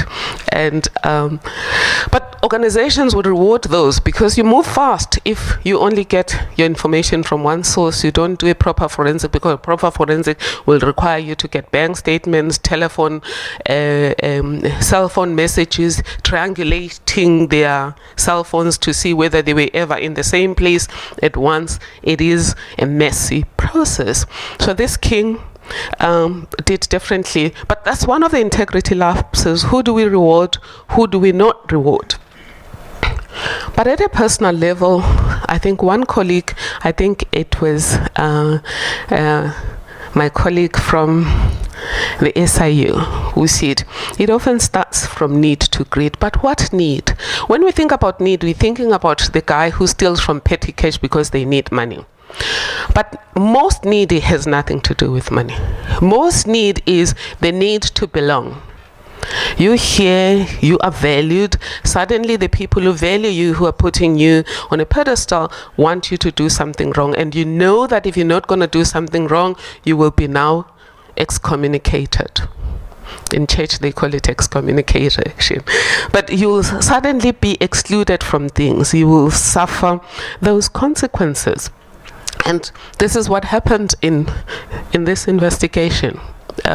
This is Nkandla, Secure in Comfort, where anybody who said no, I remember the one lady who was in procurement, who said, no, you can't do this.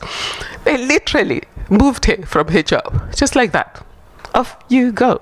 But what does it mean is that wherever they're going to put you, they're going to freeze you in a little corner where you have no real work. And it happened to the lady that whose mate who investigated a whistleblower in a case that ended up being called, they called it justice.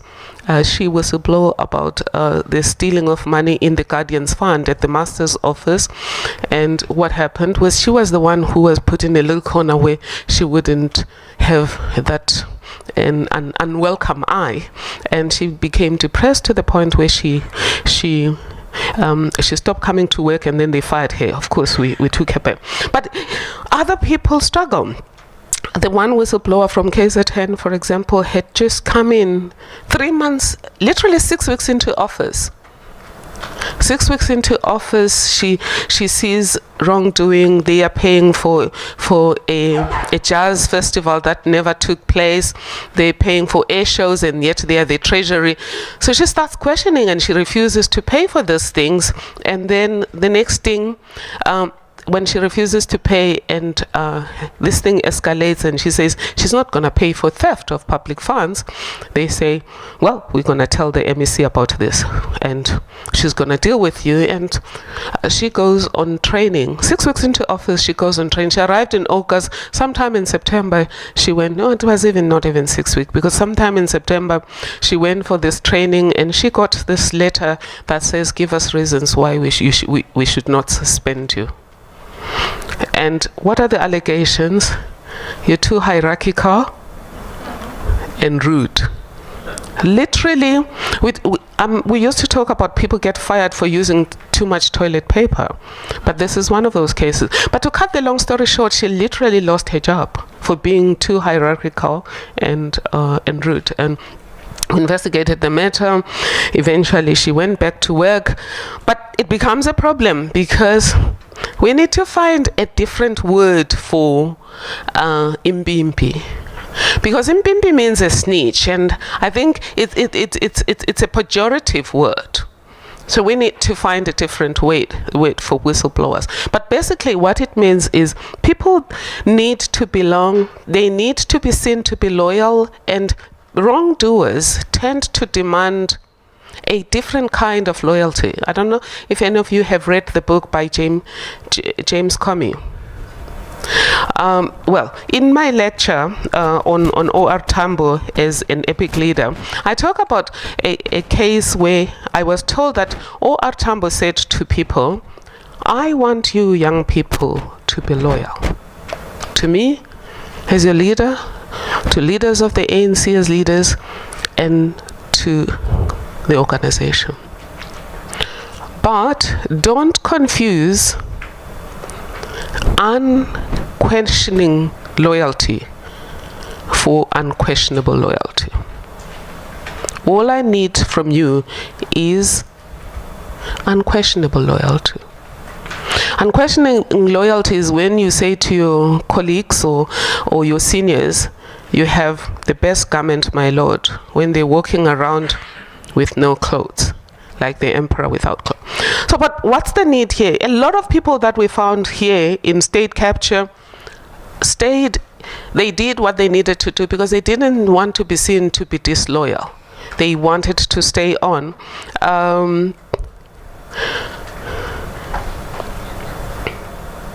Then sometimes it's not even, it's cost avoidance, the pain of being excluded. And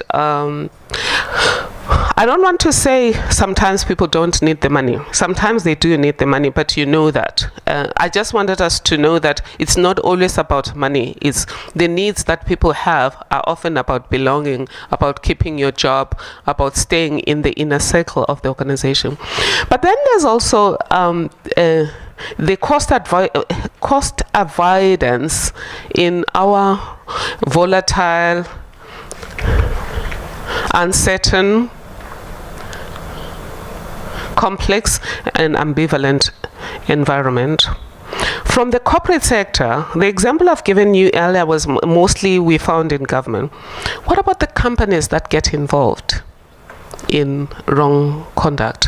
What about the officials from companies that get involved? We found that when the environment is has become very volatile, uncertain, and complex and ambivalent, people try to find certainty. And what is the best way to find certainty? Bribes, isn't it?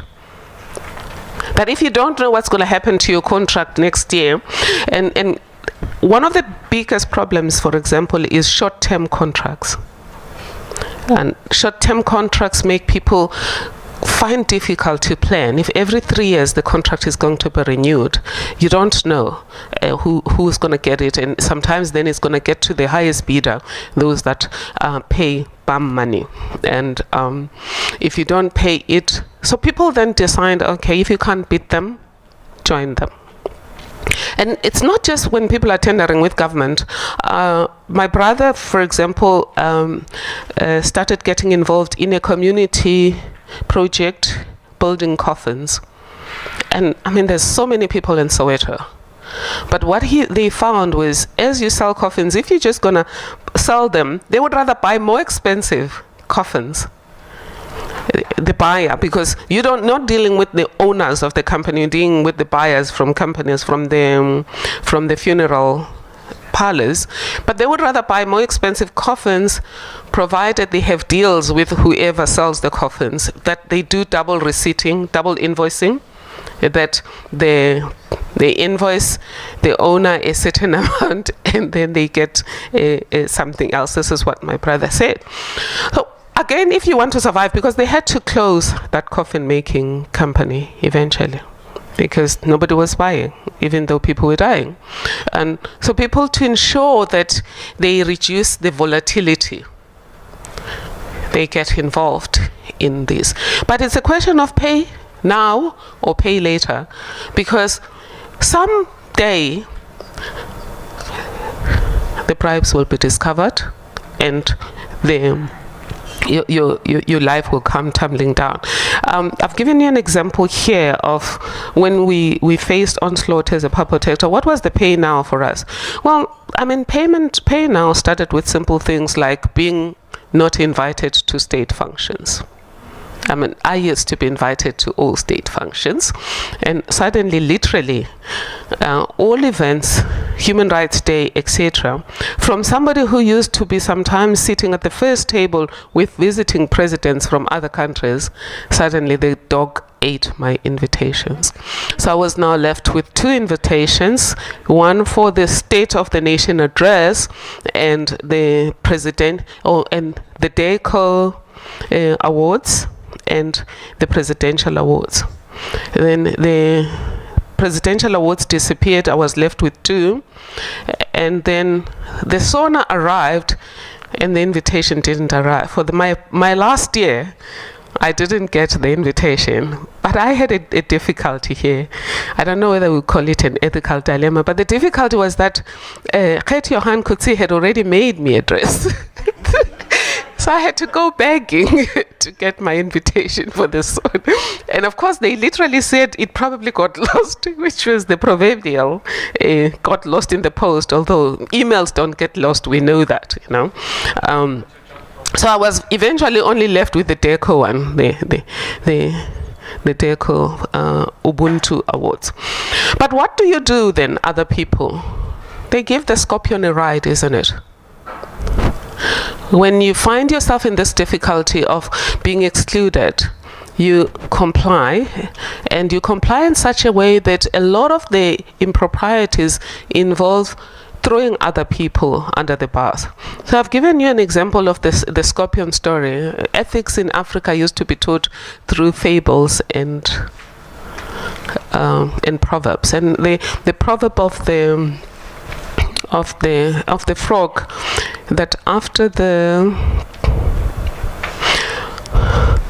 scorpion killed people, it requested a ride to the frog and promised to pay the frog. The frog initially declined, saying, "You're going to sting me." The scorpion said, "No, I'm not going to sting you. In fact, I'm going to pay you." But halfway through the river, the scorpion stung, and when it was asked, "Why did you sting me?" the scorpion said, "It's my nature to sting." But the other thing is organizations that are discipline-centric, and auditors are partly to blame for that. We've created a culture where when the pup protector says Gogo Dlamini was treated badly because a mistake was made, they want to know who did that, can we fire them? So we don't look at who do we fire. Do we fire people who made mistakes, or do we fire people who were dishonest? So by firing people who make mistakes, we end up creating a culture of dishonesty, because everyone hides their inefficiencies. So that's unintentional. And so what are the common integrity lapses? You know, hiring a wrong person is an integrity lapse. Because there's no integrity in you have 1, 2, 3, 4, 5 people to hire from, and you choose the wrong one because they're your cousin or they come from your political organization, whatever reason you're hiring them for, that's an integrity lapse. Deploying wrong people. I recently had somebody come to me and say, in the organization, she was invited to come and speak at a conference. A deputy deputy minister steps in and says, no, this one can't go, the head of the unit should go. But deployment is according to skills, it's not according to positions. But this deputy minister is violating even the separation of powers. He's supposed to be policy, he's stepping in. Rewarding wrong people, I've already spoken about people who are rewarded because they carry people's suitcases sometimes, or because they allow people to sometimes people are rewarded because they smile a lot, they carry the suitcases, the briefcases of the people in power, and then there are hard workers who are not rewarded because they don't smile a lot. Using training as a favor, where you send people for training because it involves traveling and S&T, you send the ones you like instead of sending the ones that need to be trained. Ill treatment, including discrimination against staff, customers and stakeholders, that's integrity lapse. I have found that a lot of political parties have problems with delivering services with integrity, where a lot of services go towards that vote for a particular party. That has no integrity, because once you're in government, you're not supposed to use those government services to favor anyone. Once you're in government, you're a government for everyone, and you're not supposed to deliver services based on who votes for you. Rewarding unethical conduct, that is like those who would allow you to mess up a tender. Let's take, for example, Gupta lending. You remember Waterkloof lending? The guy in charge of all of those shenanigans ended up being promoted to an ambassador at The Hague. So what message are you sending to the organization about integrity? Hiding defects, mistakes at the expense of customers, where it happens in hospital failure, medical malpractice, where sometimes the truth is hidden. And I've heard doctors come to me and say, I know what happened, what should I do? I know what happened, and this family is now going to suffer, but we know what happened. Theft, fraud, and other dishonest behavior, those we all know. Conflict of interest is one major ethical lapse. And 10, corruption, capture, and clientelism. Just to say, capture didn't start with the Guptas and didn't start in South Africa. It's a universal problem where people in private society find ways to capture those inside the system for personal benefits. And that's where bum money comes in.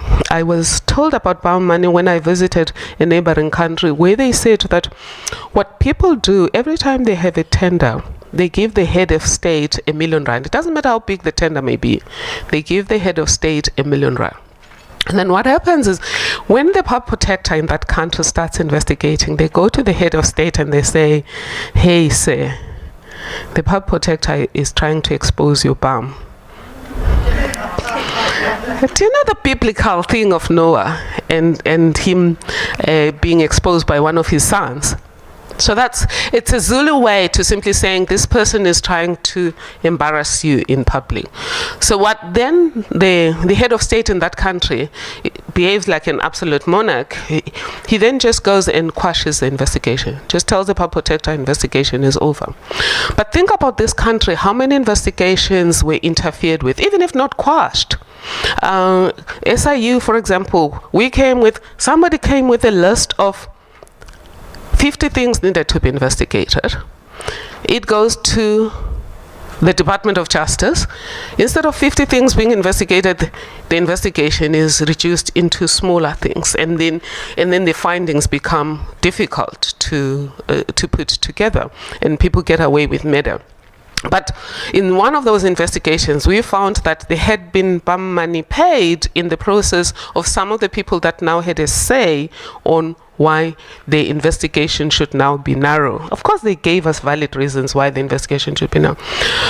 So how do we integrity-proof your organization? This is what we discovered accidentally as a public protector in terms of how we ended up being an integrity-proof organization to a certain extent.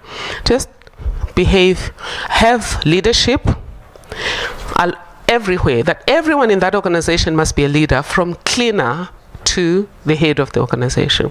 Because what is leadership? It is the ability to It is the ability to influence and inspire people to think and behave in a particular way.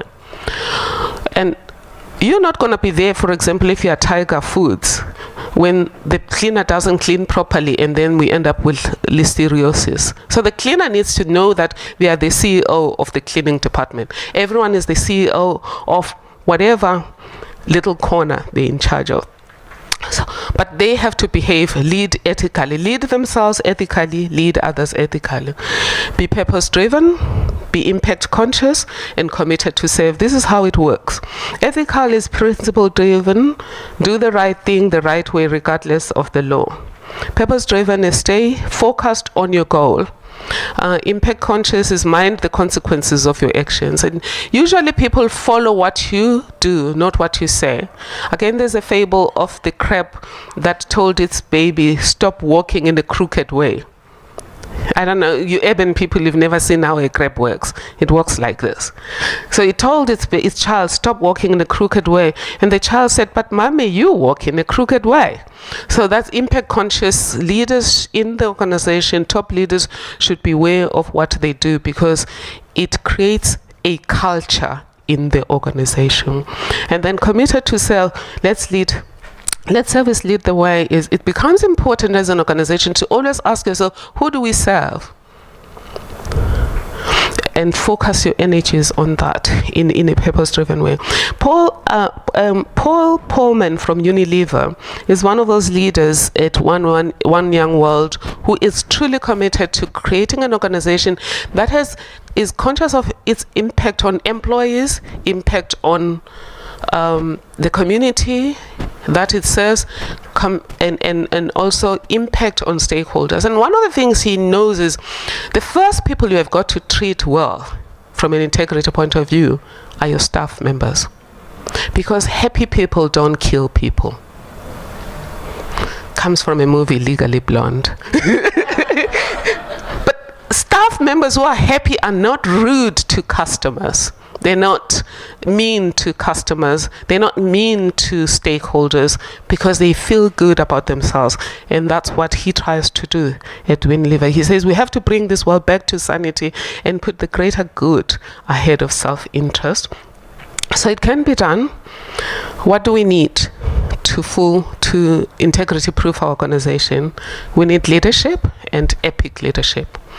2, we need incentives that reinforce the culture you want. So be sure that your incentives and disincentives enforce the culture that you want, reinforce the culture. You need to teach, and I think one of the colleagues mentioned the need for teaching from cradle to grave about integrity. And I liked the way we were trained through fables and proverbs. And then you need systems. And when it comes to systems, one thing I learned from my days in the Department of Justice to now is you do need a polycentric system of accountability, which is multiple centers like we have currently. But even in your organization, you do need a split system so that nobody monopolizes power, because power tends to corrupt and absolute power tends to corrupt, absolutely. But secondly, something we learned in Germany, which is not practiced in South Africa. When we went to Germany in 1999 with Dalla Omar, they said one of the things they do is rotation. Because if you keep people in the same place as a traffic officer or as a procurement officer, they create these networks that then eventually lead into corrupt relationships. Dear colleagues, it can be done. That's why we're here. And every generation has an opportunity and responsibility to make the next chapter of its community and the world a better one. We have a challenge to restore integrity, because if we don't, democracy is at stake, and with democracy being at stake, peace is at stake. But as I said, I'm preaching to the choir, because we are equal to the task. Thank you.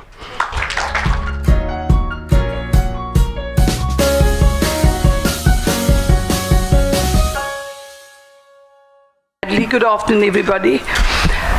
I have a dilemma with compliance and integrity, and I think I need to declare up front that as a public rep and a politician, it's very difficult because people say to me, how can you be a politician and use the word integrity in the same line? My role, though, as a presiding officer of Parliament, one often tends to find that the focus on compliance drives a certain behavior. And it might not be ethical, the behavior, because it is merely done to tick the box to ensure that you get that clean audit.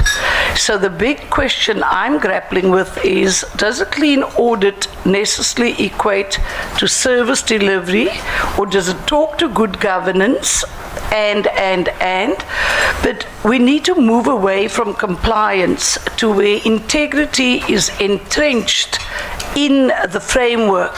And sadly, we have the AG who comes around, and we all know the AG says you've got to tick this box, you have an annual performance plan, but your APP doesn't measure integrity, it doesn't measure ethical leadership, and to me, that is the dilemma. So I liked what was shared by the speakers earlier.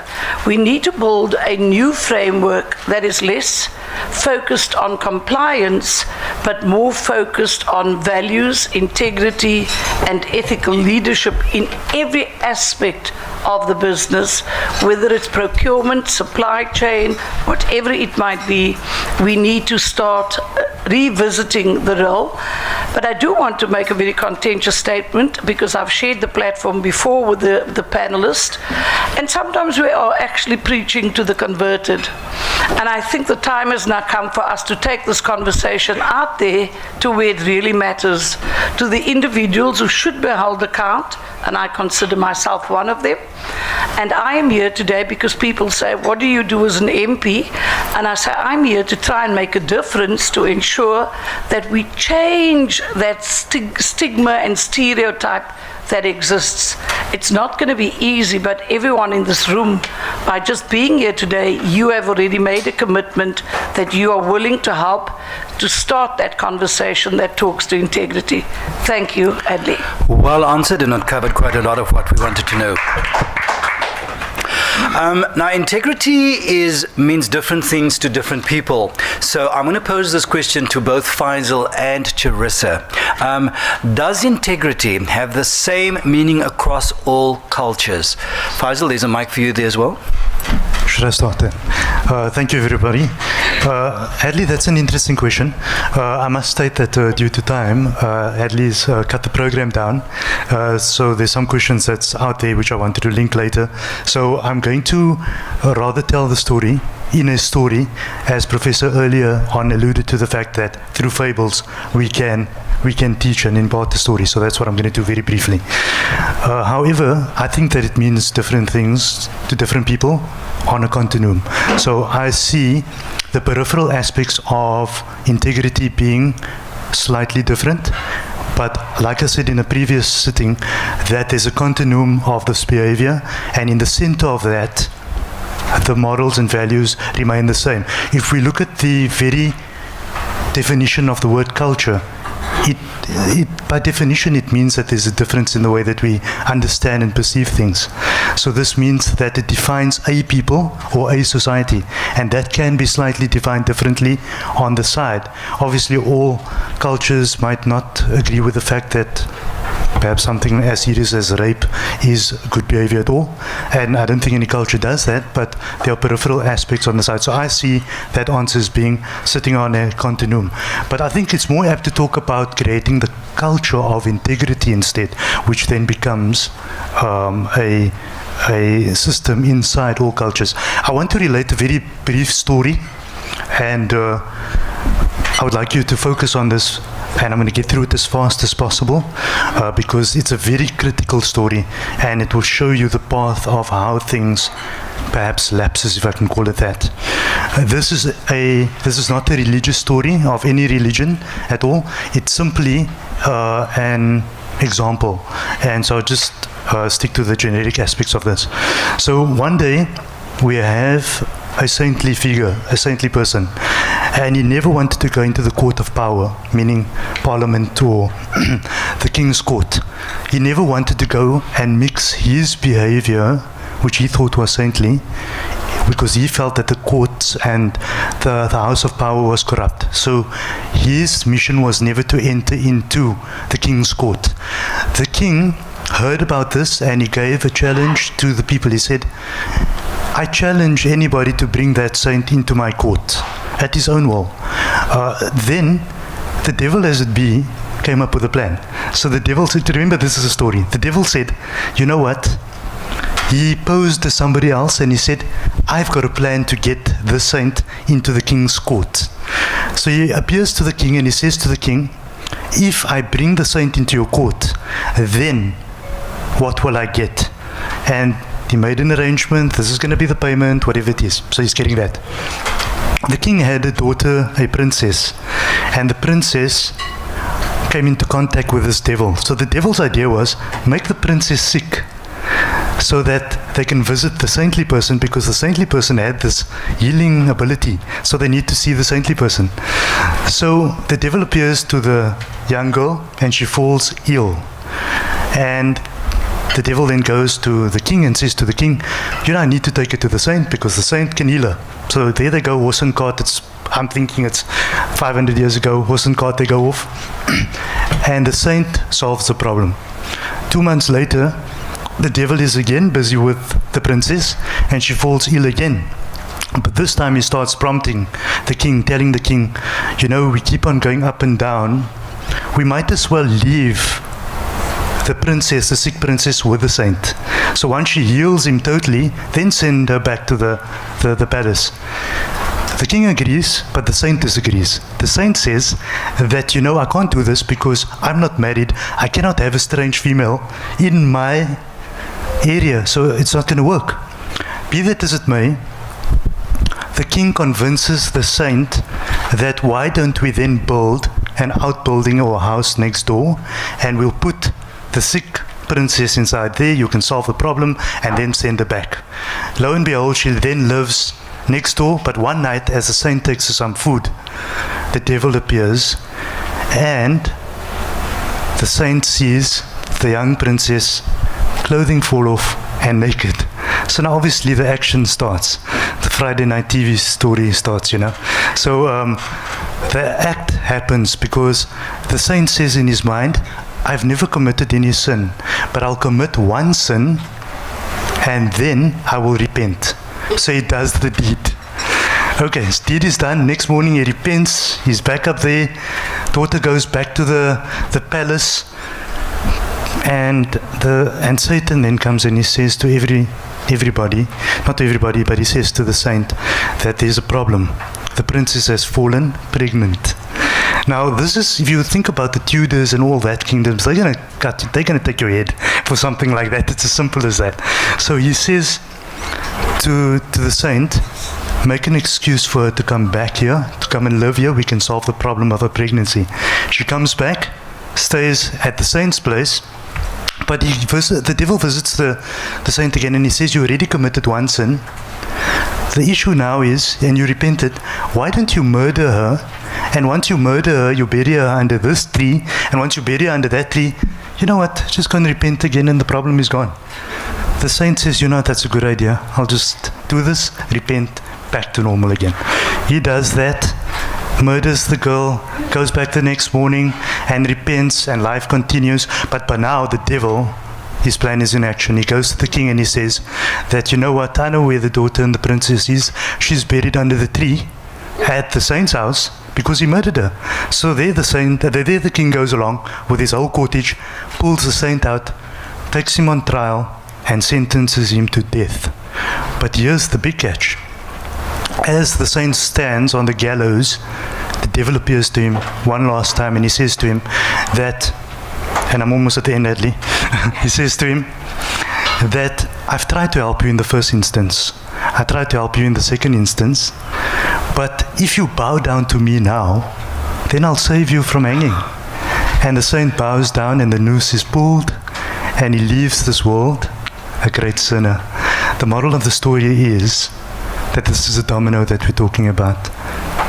Simple. Thank you. Thank you, Faizal. That's so many lessons in that little fable that you told us there.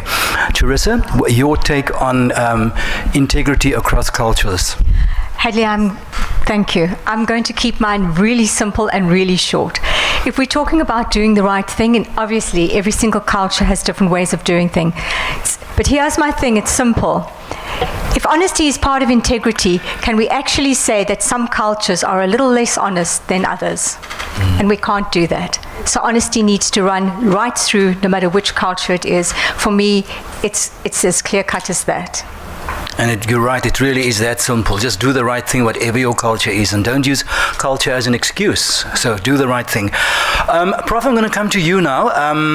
I'd like to know from you, and you've touched on it in your presentation, but what is the value of doing business with integrity? So what's the value of doing business with integrity, and how does this impact on profitability? Well, doing business with integrity guarantees the sustainability of your business. The violation of integrity pays temporarily, but eventually the cost is more than the gains you would have gained through your unethical conduct. Let's say, for example, you get involved in corrupt tenders because you feel that your company is failing to make the necessary profits. Temporarily, you're going to shoot to the skies because you're doing well.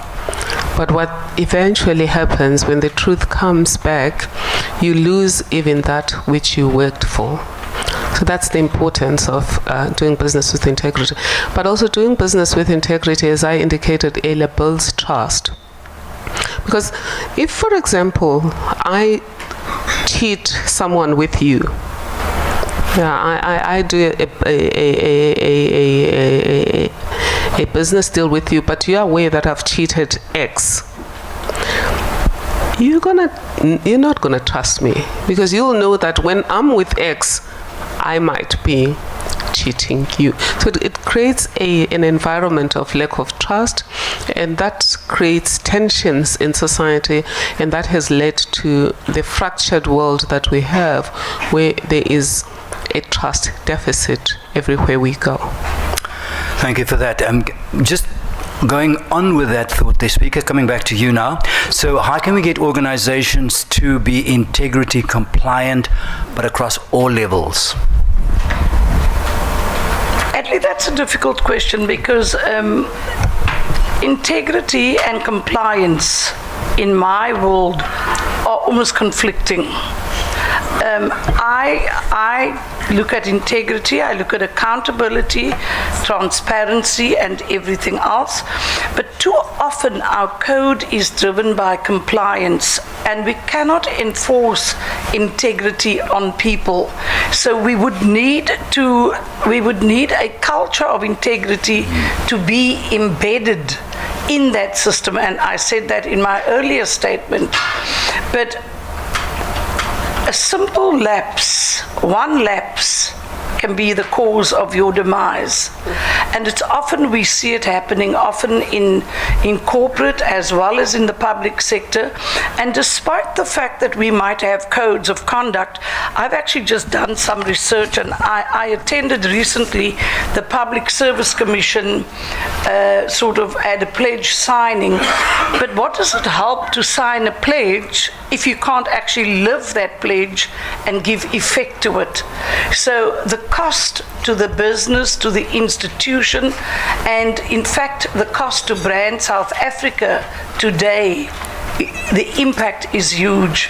And it started possibly with one integrity lapse way back then. So I would like to believe that if we have a compliance officer, if you have a code of conduct, the basics must underpin that. It cannot be driven by compliance. It must be driven by the need to act ethically. And for me, integrity is doing the right thing even when no one is watching. And if we can get that culture going, then we can say we're on our way. Thank you. Thank you, Speaker. And again, it is so simple, just doing the right thing at the, not necessarily at the right time, but all the time, specifically when nobody's watching. And it's so simple, as Charissa said earlier. Faizal, I'm coming back to you now. What do you think of the having integrity ambassadors in the workplace? What are the pros and cons of having also an integrity department in a workplace? Would it work? Wouldn't it work? I do think there are pros and cons depending how you look at that. Firstly, the current integrity, being the definition, being the quality of being honest, and the ethics part being that contained in a manual that guides your behavior from an external perspective. I think that an integrity ambassador personifies what we find in this discussion, and it personifies what we find in the book. So it then brings to life, because it's difficult for human beings to sometimes follow what's on paper, but when that is embodied in a person, then that would be easier from an exemplary perspective. However, the part that I have a problem around that is the fact that if that integrity ambassador is put up there on a pedestal and the picture is up in reception saying this is your integrity ambassador, and he's wearing the company flag and tag and everything, that person is perfect for all the time, and there comes along this devil that I spoke about earlier on and penetrates that person's mind for 5 minutes and there's a collapse. Do we then see other staff members becoming despondent, saying, I've vested all of that, not into the institution of integrity, but into that personification, and through that, when that falls to, I fall too. So that is my concern about it. It's a difficult one, that, but do you think there is a need for integrity ambassadors? I know we should all be integrity ambassadors. Now it is a difficult one. I think there is a need, but perhaps some great minds in this room, Charissa from a mental health perspective, and many other psychologists and psychiatrists and legal minds can perhaps find a balanced working formula to say, here's the working formula that puts that person there, controls that, and doesn't allow you to collapse when that person collapses. So I don't know what that answer is. Good. Charissa, I'm going to come to you, and you can answer that question in the next question that I'm going to ask you, because it relates. Now, do you think that integrity leadership training can play a role in preventing corruption and moral decay? Thanks, Hadley. Yes, most definitely, because the training is inspirational and it inspires people to be aware, and it's self-reflective. It's asking them and questioning themselves at the end of the day, on what level of integrity am I sitting? So it's about self-leadership, and it starts with oneself. And coming back to the ambassador, I love the idea to actually have an integrity ambassador. It was my idea to actually come up with that. And there will be lapses. We are all human. We are going to make mistakes. We are going to fall back. But if we could have someone who's a role model, if we look at Professor and Speaker and all of them, they are role models for us, and it inspires everybody else and themselves to live a better life, and to take integrity not only in the organizations, but to self-reflect, to take integrity in your communications, in your parenting, in your home life, in every single aspect. And having a role model there is someone that they can look to, someone they can go to, and someone that can ask questions to as well if they're lost along the way. So that is my belief, and through my training, the little bit that we've just got started, I found it has been beneficial, because the focus is on the team, not on me coming up there and giving you a PowerPoint and saying this is integrity and this is what you need to do. It's asking the group, what do you think it is? How do you think we can improve? Where do you think your organization can improve? So I may be biased, but I definitely feel yes, most definitely, and we need to have more of that. And Speaker, you wanted to explore a little bit on that? So I just wanted to touch on internal integrity. There are two aspects in my mind. Internal as in personal or organizational? You have an internal integrity, and that is getting people to trust you, but you actually need to trust yourself. And then external integrity is not only about your business, but how your employees behave. Because if they lack that internal integrity, it can absolutely destroy your brand. But how do we get internal integrity going in a society that is broken? And one must acknowledge the imbalances of the past. I grew up on the Cape Flats, and I work with an NGO called Partners for Possibilities, and we work in schools where we're doing trauma-informed care. And the simple issue of integrity, I think Prof might have related the story of the young boy who took the pencil and the ruler and was taken in, and they called the father, and sadly the father was a teacher, and then he said, now why did you sneak a pencil and a ruler? I could have brought this home for you. So that talks to internal integrity, and how do we manage ourselves as individuals.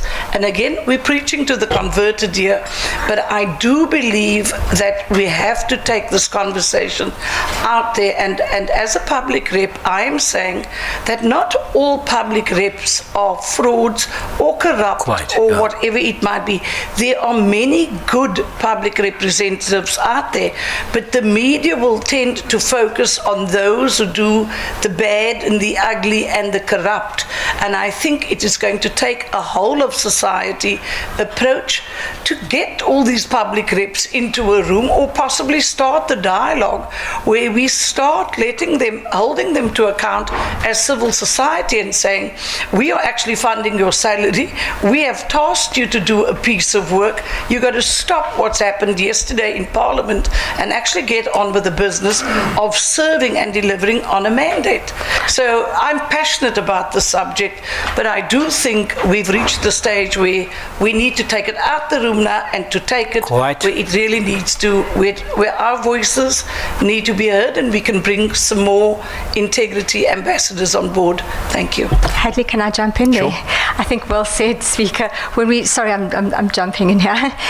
When we're talking about internal integrity, I just want to say something. It's really hard to work with integrity because there's a lot of work that has to go on in your mind all the time, and you have to question every single decision that you make, every single thought that you have. It has an impact on someone.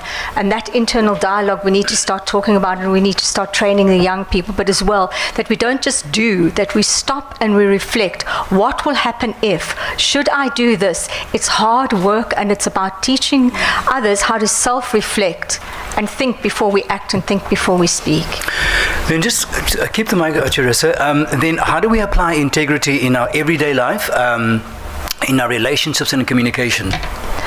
I think, again, using the same words, it's through self-leadership. It's through questioning ourselves and wanting to actually make that shift, wanting to be a person with integrity, because, as I said, it's hard work. And just making that decision, and making that decision to be role models for others, for our children, for people around us, because integrity is contagious when we actually see someone with it. And look, and we follow them, and with all the moral decay and what we want leaders with that. And your leader doesn't have to be someone in a high profile. It can be anyone in your everyday life as well. So I think we need to first make the decision, do we want to live our lives with integrity? And then how can we improve it? If we walk out of here and ask ourselves, on what scale of integrity do I think I'm at? And how can I improve it? And do I want to? And let's go back to just saying, if integrity is doing the right thing, then I'm very concerned for society, because a lot of us are not doing the right thing. And if we did the right thing, then for me, there would be less rape, less murder, less abuse, less bullying, because we would be taught to do the right thing. And a true word spoken there by you when you said a lot of us are not doing the right thing. Even though we think we do and we pretend that we do it, we're not really doing the right thing. Prof, can I come to you now? Maybe you can just help us but by answering me this question. So how do we prevent and inspire organizations to become resistant to corruption? Thank you. The approach that I presented earlier starts with leadership, because leaders inform the culture of an organization, and when corruption is endemic, it is a leadership issue. And so you have to inculcate the right leadership ethos. And in our case, from the Tumor Foundation, we encourage leaders to be ethical, purpose-driven, impact-conscious, and committed to serve. And I'm going to highlight the impact-conscious part, which is leading by example. Because you can, as a leader, say, I want an organization built on integrity, and preach to your staff integrity and to your colleagues. But I think what people will remember is, what do you do? Are you trustworthy? Are you honest? Do you keep your promises? Do you take what's not yours? And things like that. And I agree with Charissa that integrity ultimately is universal. issues such as trustworthiness are universal. Honesty are universal. Where we have problems will be ethical dilemmas. So to an organization, I would suggest for you to reinforce integrity, you do need a code of ethics that indicates how should people behave. Because how do we know you have integrity? The only way we know you have integrity is when you behave ethically. Because integrity is inside you. But what you do tells us you have integrity. If you behave in a trustworthy way, if you do the right thing, but what would be the right thing? And the right thing would be you are just, you are fair, you don't steal, you don't engage in conflict of interest, you keep your promises. Thank you. And again, once again, it's so simple and so basic just to do the right things. And it's things that we should learn from cradle to and keep to the grave. Mm-hmm. Speaker, have you got something to say? Because I'm going to come to you next. My last point on a code of conduct. A corporate culture of integrity must be intentionally shaped. And the basis of that is authenticity. You have to be authentic and true to yourself. I cannot be Sharna at home and the speaker at work and live this split persona. It doesn't have to be that way. And too many people lose sight of what it takes to be authentic and to keep it real. And to me, that is core. You cannot kill the cat and your husband and fight with the children at home, and then you want to come to work and preach integrity. It just doesn't work that way. So you've got to walk your talk, and you have to be absolutely mindful of your behavior at every time. And people know me. Many people say, don't go near the speaker, because she will not address anything that is remotely unfair or inappropriate. So I suppose it might be a good or bad thing, but the fact that people know me to be principled and down the line, whether I am at home or whether I'm at work, certainly says something around being authentic. I do have my failings, but I do try and lead by example. And as a leader of an institution, I need to set the tone from the top. But sadly, we cannot account for other people's integrity lapses, because ultimately they need to be mindful and self-aware of how their behavior affects not only themselves, their family, their personal reputation, but the institution, the political party, the corporate company that they belong to and represent. Thank you. Now keep the microphone staying with you, seeing that, those wise words. And I love the fact that you say it should be intentionally shaped, which is true. So how do you see the future of integrity and ethical leadership? How do you think it will look like in the future? Hadley, I remain the eternal optimist. And as I said, I work with education, and I believe that we need to start the integrity conversation at grassroots level. And it is about responsibility. And I'm going to touch on something that happened yesterday. Many people might know Guy Fawkes that was celebrated. This has taken on a really ugly turn. And I popped in at the school that I look after, and the principal indicated that 254 learners were absent from school. But the reason they were absent was not because they wanted to come to school. They were threatened that if they went to school, they would be beat up. Now, since when has Guy Fawkes become a topic, and what is the accountability of the parent, and also the role that education plays? I mean, a teacher or principal can't go haul children out of an informal settlement. So there is something fundamentally wrong, and we cannot expect teachers to raise children when parents have abdicated their responsibility. And I really do believe we must address the socio-economic ills that exist, but we also need to begin to take accountability and start teaching integrity. And I have a 10-year-old grandson. You know what he thinks of politicians? And I'm going to quote this. He once saw a red team throwing water bottles all over the place. And he said, "Nanny, are you safe?" I said, "Yes, I'm going to be okay." He said, "Nan, I think their behavior is appalling.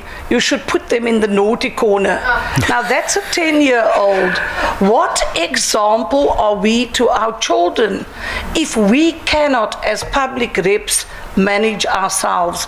And this is why I believe integrity must be taught in your home through ECDs. And I'm very pleased to hear that the Western Cape Education Department has actually taken on integrity as one of their anchors, and that's tremendous. It bodes well for the future. But again, it takes a whole of society to fix the mess we currently find ourselves in. Thank you. You know what? I'm going to make that our final question, but I'm going to pose it to every one of the panel here. So let's go to Faizal. Same question. What do you think your vision of integrity will look like in the future? They call this place utopia normally, but I realized at some point in my life that I'm not certain. I have this idealistic vision sometimes, hoping, expecting things to happen a certain way, and it doesn't. However, at the same time, I think that I would rather use the time to say that I think we need to take and look at what Neil Armstrong said, and is to take that one step so that we can all take that giant leap. So I see it in that way, that if we all leave a room and all of us talk to 5 other people and 5 people talk to 5 people, and all of us, there's one thing I've been doing, and I think Charissa and Madam Speaker, you know it very well. Some people ask, why am I that brutal on TV? Why do I call people out? Why do I just not care what I say? That's not the issue. The issue is that we too many times sit by knowing things are happening, seeing people doing things, and then you ask, why did it happen to me when it happened to me? But that's because 2 weeks ago you allowed it to happen to someone else. So I want to see a world where we all start speaking out, whether that's TV. I can't talk about your neighbor on TV that's busy doing I don't know what with a cat next door. You need to be able to say that, and I think that if we all do that, that's my idealistic approach forward, to say, let's all start saying that big word, no. Thank you. Same question, Pref. Your vision for integrity in the future? I believe the future looks better than currently. Great. Firstly, adversity can be a gift. And when it comes to integrity and social justice in this country, adversity has been a gift. Because when it comes to social justice, for example, after Bell Pottinger, which had an element of playing on social injustice, to do something that lacks integrity, but it taught us to do something about social justice. Now we're battling with integrity. A lot of our companies are going through pain. A lot of government departments are going through pain. A lot of our leaders, nationally and internationally, are going through pain. But in the process, organizations and people are beginning to look at, how do we improve leadership? How do we improve our incentive system? How do we train and teach people about right and wrong? And ultimately, how do we review and refine our systems to make sure that when there are integrity lapses, the systems are able to correct things? Thank you. Charissa, do you want to wrap up your vision for integrity in the future? Yes, please. Thank you. Speaker, you spoke about fireworks, and that's a very sore topic for me. If any of you have seen my Facebook page, I was a bit adamant that what people aren't realizing, and I've asked Tozy to speak, that when we're talking integrity, we need to take it through to animals as well. And when we light a firework, a cracker, animals get terrified. A lot of them are actually running, escaping, running into traffic. The most horrific things are happening. Birds are flying into the windows, animals escape, they get burnt, they get horrific things. And Are we doing the right thing for a little moment of a cracker to go bang? What has happened to our society in terms of that kind of compassion? And I'm very sorry today that some of you saw that it was a vegetarian meal. I take full responsibility. You can blame me, because I wanted us to have a day of integrity where we do not take cruelty to our plate. Although, forgive me, I think cheese and any radical vegans would get to me for that. But so for me, we're doing the right thing. Even when we go back, we didn't talk about social justice as well. Prof, when I was in your amazing social justice roundtable, and we were talking about, and sorry, I'm going to try and be brief, but I have to say this. We remember that wonderful doctor that spoke about, I've forgotten his name, and you can correct me. Professor Baumann. Yes, Professor Baumann. And he spoke about, and I just want to relay that because I get shivers when I speak about it. Remember that time? Two ladies were going from church, and excuse me if I've given the facts, and they were driving from church or to church, and it was raining, and they were in a terrible head-on collision. And one of the ladies, and I forget her name, the driver was really badly injured and she was bleeding, and the other one wasn't as badly injured, and she kept saying, please help my friend. And they didn't understand why they didn't help her friend. Sorry, I get emotional when I hear this. And eventually the passenger got wheeled into the hospital, and she said, well, what happened to my friend? And as she saw that, she saw the ambulance drive past, and it said, forgive me, whites only. And then he ended up saying, Prof, didn't he say, he said, and that lady was my sister, and she was 25 years old. And for me, I got such a wake-up call, because I'm not going into politics in that whole era, but if people were doing the right thing, did you let somebody die because of the color of the skin? Where did we go wrong? And we can start unpacking this and get emotional about it. That was not the right thing to do.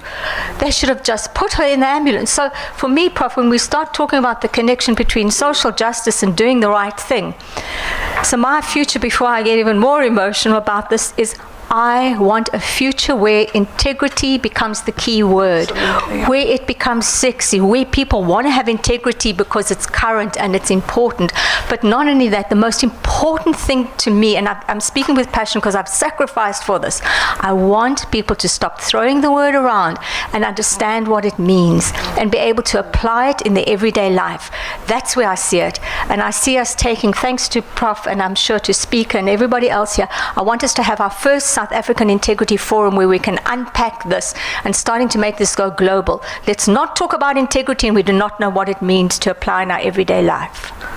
Sure, I sound like a preacher. Thank you. Sorry, I get a bit carried away from. Thank you, Charissa. And as she said, why can't we make integrity sexy? Let's all make integrity sexy. Let's give a big round of applause for our very informed and wonderful panel.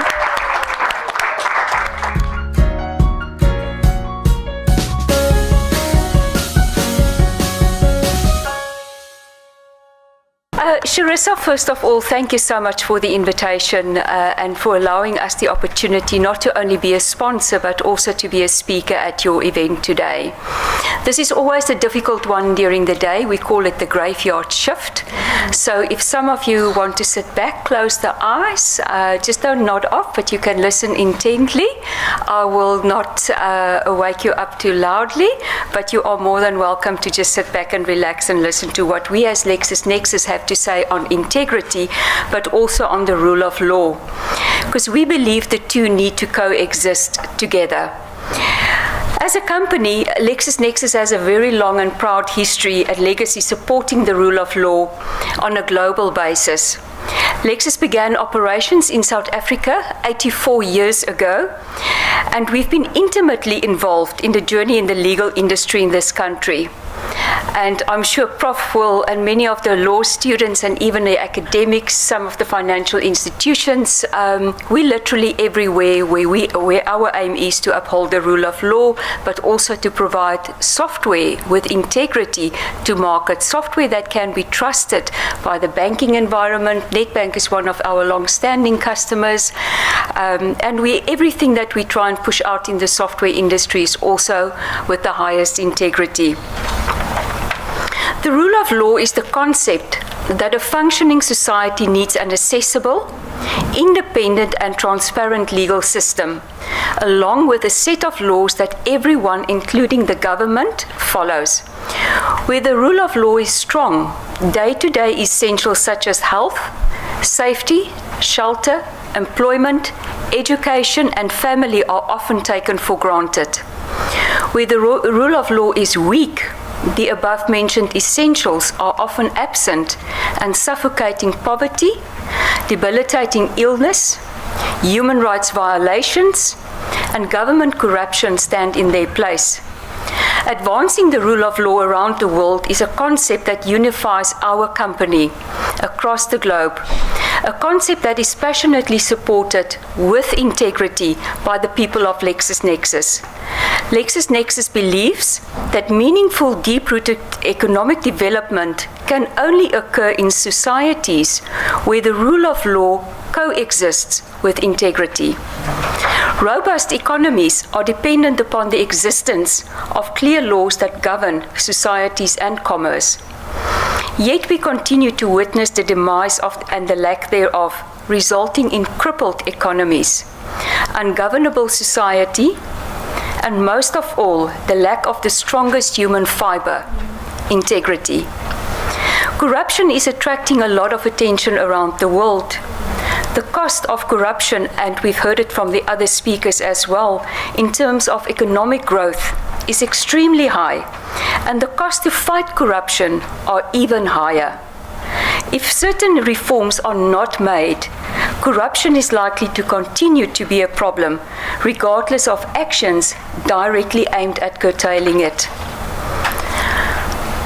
Not all is lost, and as a business, we continue to advance and support a strong independent judiciary.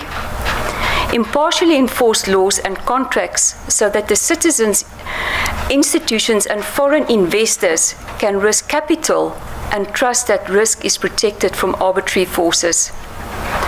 One such demonstration is our partnership with the United Nations Global Compact Business Study.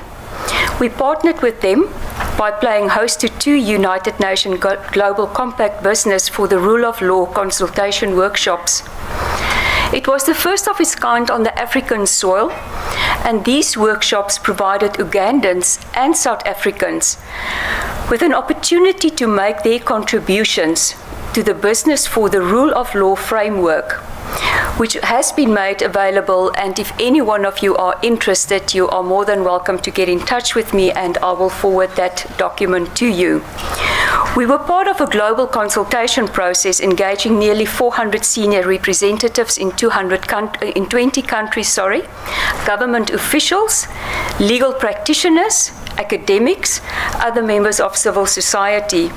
And the purpose of this Business for the Rule of Law framework was to provide guidance on how businesses can respect and support the rule of law in coexistence with integrity in a retailable context. It includes a definition of the rule of law, the business case, there's some practical examples in there, and guidance on how to get started. It outlined a variety of interconnected forms that business support for the rule of law can take. Some of these examples are where it touches your core business, businesses can help to strengthen the rule of law through the products and service they supply commercially. How often do we get mediocre products or service, which I think Charissa also touched on the service, and that people should service customers with integrity. These efforts include to assist with the process also of making laws, the implementation, access to information, and the administration of and access to justice. This is where LexisNexis core focus lie, and where we are also evidently a leader in that space. Business can also provide financial and/or in-kind support to governments, the United Nations, and other non-government organizations to strengthen the rule of law. A form that more and more businesses should undertake. We heard earlier that Charissa mentioned for some of the projects that you need to get off the ground, funding is needed. And I think that's where corporate and private sector should join hands and go into partnerships with organizations like the Integrity Forum and support them to get these initiatives off the ground, especially if we want to have an impact on our youth. We know that government don't always have the funds available to get these projects off the ground. We all know what the current situation are. So maybe at some stage LexisNexis is going to challenge all their corporate customers, attorney firms, etc., and say whatever we put in, we challenge you to put in either equal or double. So that is one of my intentions that I have for you, Charissa, is to have a challenge against our customer base. Business can publicly acknowledge rule of law challenges in their own operating environment and take action independently or collectively through advocacy and/or public policy engagement. I'm always surprised that when we get notices that there's a public hearing to either give some input on legislation changes or new policies and procedures, how few people do come. It's as if the public don't have interest in these. And although those new laws, rules, regulations are going to impact us all directly, and that's when people get away with acting without integrity, because then people can push through their own hidden agendas if we're not there to say our say and give our input. Therefore, we will also launch campaigns specifically around the voting for next year to educate our youth on what it means to become a voter in the country, and also make sure that people are aware that they should participate in these public hearings. Business have the opportunity to engage in efforts to advance the rule of law through a broad variety of partnerships and initiatives that pool expertise and resources in order to deliver optimal positive impact. And this is exactly what we are trying to do here today. Underpinning these forms of engagements are the following rules and regulations that businesses must do to truly support this initiative. A company seeking to be sustainable by operating with integrity. There's no integrity, companies don't remain sustainable. We've seen that eventually it caught up with them and they start to crumble. They should also respect fundamental responsibilities in the area of human rights, labor, environment and anti-corruption. This also ensures that the business is not undermining the rule of law. And I'm sure by now you all have noticed that LexisNexis is very much about the rule of law, and after the rule of law, we're very much about social justice. Leadership should also act with integrity and send a strong signal throughout the organization that sustainability counts and that all responsibilities are important. We heard the comment earlier when Charissa gave the gifts that you don't have to declare. In our environment, we even have to declare if it's only worth 20 Rand. We have to declare every single thing we get. And we have noticed that, not that we ever had a problem, but we have noticed that people are so willing to come forward and say, I've received this gift. And we also need then to sign a declaration to say, why did I get this gift at this stage? Was I busy negotiating a contract with the customer? Did they either took me for lunch because it was my birthday, or are they trying to influence me, and vice versa? So we've got very strong policies internally that governs anything that we receive from the outside as well as what we give to the outside, to our customer base. Reporting to stakeholders in a transparent and public manner is fundamental for companies committed to sustainability. Being transparent on a business action in support of the rule of law builds trust and legitimacy, and also inspire other businesses to join the effort. As I've mentioned, you can all obtain a full copy of that report from me, and Charissa knows where to get hold of me. The same year we participated in the United Nations Global Compact Business for Rule of Law. We also introduced the Rule of Law Champion Award in partnership with the Law Society of South Africa. This award aims to celebrate and acknowledge those within the South African legal fraternity who have led efforts to advance the rule of law and act with the highest integrity. This individual also had to increase access to justice, establish independent legal and judicial systems, protect human rights, and to strengthen civil society. One such individual is Professor Thuli Madonsela, who was the first recipient of this award for her remarkable contribution to the rule of law in South Africa. She acted with the highest level of integrity during difficult times, setting an example for so many of us. She showed courage and stood alone and chose to act with integrity and not to join the crowd. I can't mention Prof. Madonsela without remembering my first encounter with her. It was in 2015 in the holding room at the Fire and Ice Hotel, where she was a guest speaker at a gala dinner for the South African Women Lawyers Association, of which she was one of the co-founders. She's left a lasting impression on me with how humble she is and how comfortable she can make you feel and how easy it is to have a conversation with her. Our paths has crossed a few times at various events, and it seems that it keeps on crossing, and every time I learn something new from her. But LexisNexis was also a sponsor earlier this year at the Social Justice Foundation, and that was where I met Charissa. She was one of the speakers there, and she gave such an inspiring talk to all of us about integrity. You will remember, close to Paul. Hey, you can remember. And after I've listened to both her and Prof on that day, we as a company realized that it is the right thing for us to do to partner with the Integrity Forum, to partner with an organization and with individuals that has a respect for the rule of law. And LexisNexis certainly do have aspirations to take these relationships forward, both on the social justice and also on the Integrity Forum. Ladies and gentlemen, business as usual is not an option for organizations and professions today. Increased expectations of transparency and ever-changing regulatory environment and social movements are all impacting the way businesses operate. Innovation in services and service delivery are becoming key differentiators. The deep digital transformation of the fourth industrial revolution has resulted in major shifts in the way business function. I don't know how many of you has had exposure to artificial intelligence, and some of our latest systems where we use artificial intelligence to analyze court cases is actually so advanced that it can predict if an advocate will win a case or not.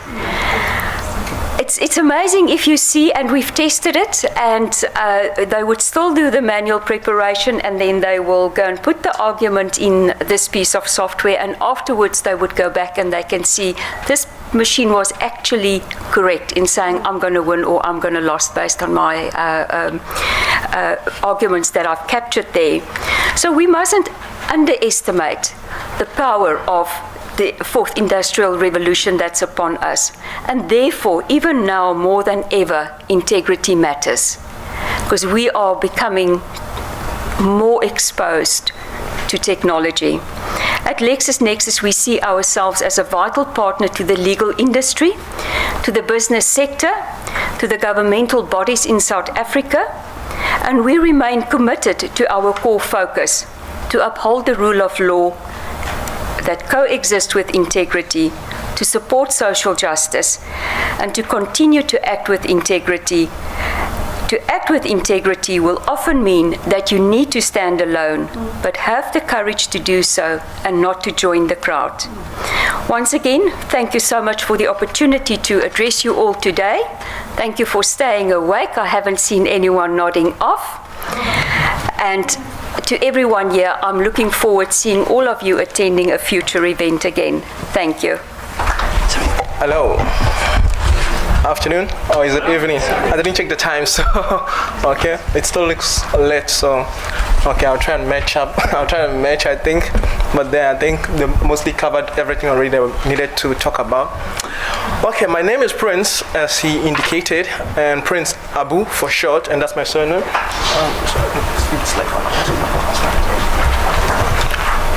And I own the company Source Branding, which is basically a company that deals in digital branding and digital marketing for those that need all sorts of digital related works. But that's not really how we started, or how I started per se. It's more of an interest. Like most of us would say, you stand and then you start and then you look at what people are doing and then you're like, okay, this might work or this might not work, and then you change phase as it goes along, and then whatever sticks with you will then carry on. But with me, it was more of a talent of what it is that I liked to do, which was I like to do things that are creative. I like to do things that I can see happen in the time that I'm doing it. And where I gravitated towards was branding, which is digital marketing and digital branding and digital positioning and digital styling, everything has to do with digital stuff. And it was really quite interesting because in this sphere of things, I moved into a space where I was able to associate with people that needed all sorts of kinds and all sorts of help, all types of things that needed to be done, and it's invigorating when you start. It is crazy when you start, it is all over the place when you start, but once you get a hang of it, like any talent that you have, you start to master your craft. Am I right? So, in its sense, the company in itself grew to where I am now, which is why I'm here to talk about brand integrity. If you did not get the leaflet or the flyer, which is how we take brand seriously in our brand, because as people, I believe we are branding ourselves.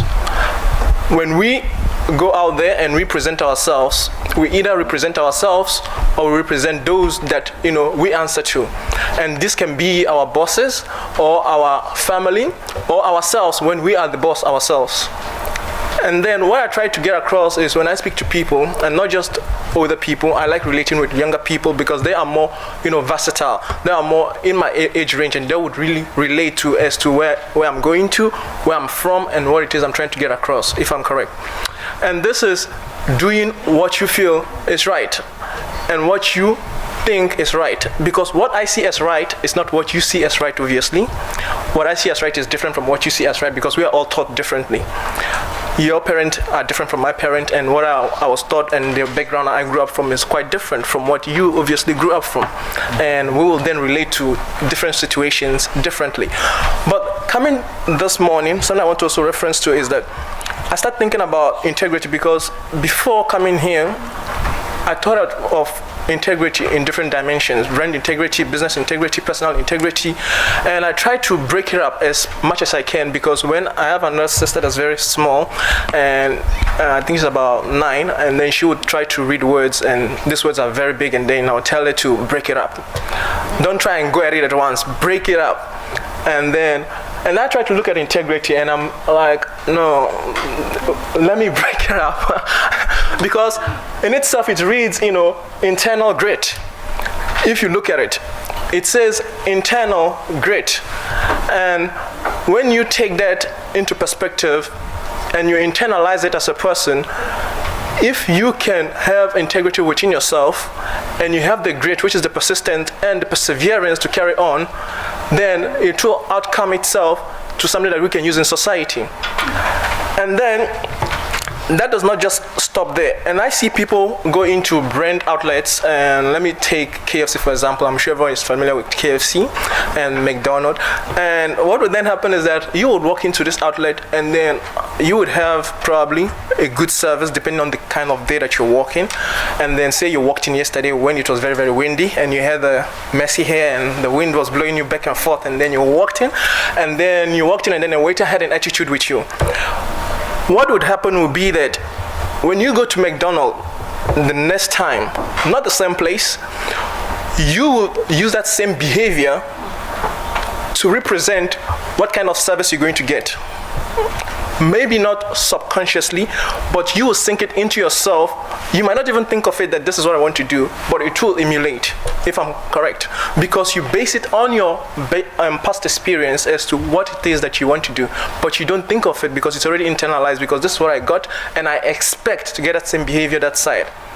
And that in itself, it's an internal integrity that we do not look at in ourselves because it's subconscious. It's in ourselves. And somebody I spoke to this morning before coming here says that integrity, you have it or you don't. But what happens when you grow up within a circle that envisions that integrity is not what we stand for, because you see somebody do this way, and then you believe that's the way it needs to be done. And what happens when you work in an environment whereby you have your bosses or your friends and your co-workers, and then this is how things are done, and you are expected to do the same thing the same way, then it really doesn't pair as to what it is that you believe. Then you have to change. But we are also very, very scared to change because of what people might think, because of society imposes this level of standard on us that says that you should not do this because it contradicts with what it is that we believe. But at the end of the day, we all also have to make a living because we don't want to contradict. But how do you then put integrity at the front of all these things? Now, a gentleman asked a question about the digital space between digital brand and the digital integrity, and the digital, being a place that allows you to freely express what it is that you feel. And a lot of people have taken to social media, and it's very, very easy these days to go on social media and then say what it is that you feel, and then say what it is that is bothering you. And most of us in the corporate space would resort to social media to vet about what it is that's disturbing us in terms of how our work was, and that might end up getting you fired, God forbid, but that's how things are, because we feel that social media gives us that handle to go on there and then say what we want when we want, and it's so easy to do, and it's so easy to just put that on the space because it allows us to do that. But at the end of the day, the integrity between that is, how do I feel within myself with what it is that I'm saying? How do I feel within myself, within the people and the contents that I surround myself?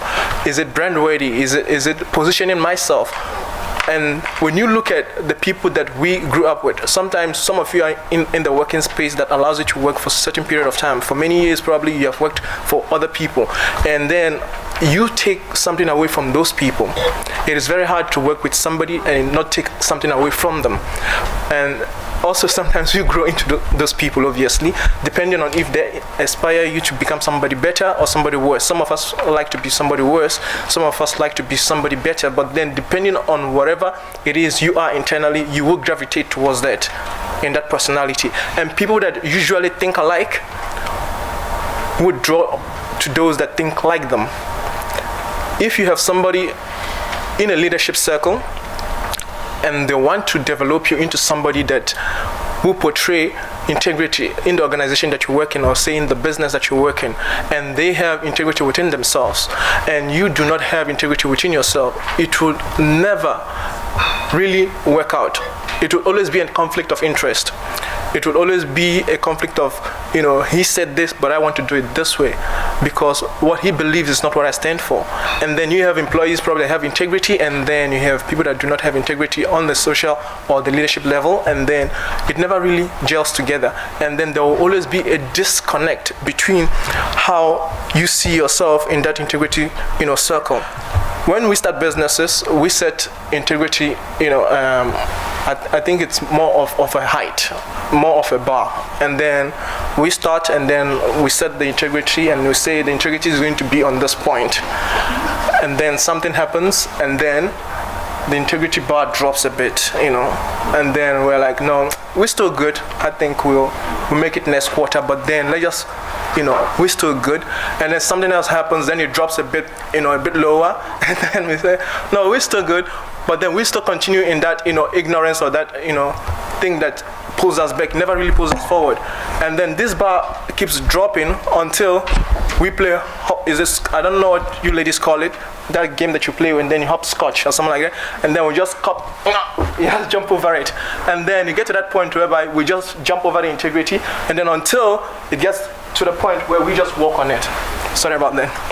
So it gets to the point where we just walk over it, and then it's something that's on the floor. And then we ask ourselves, what are we doing here?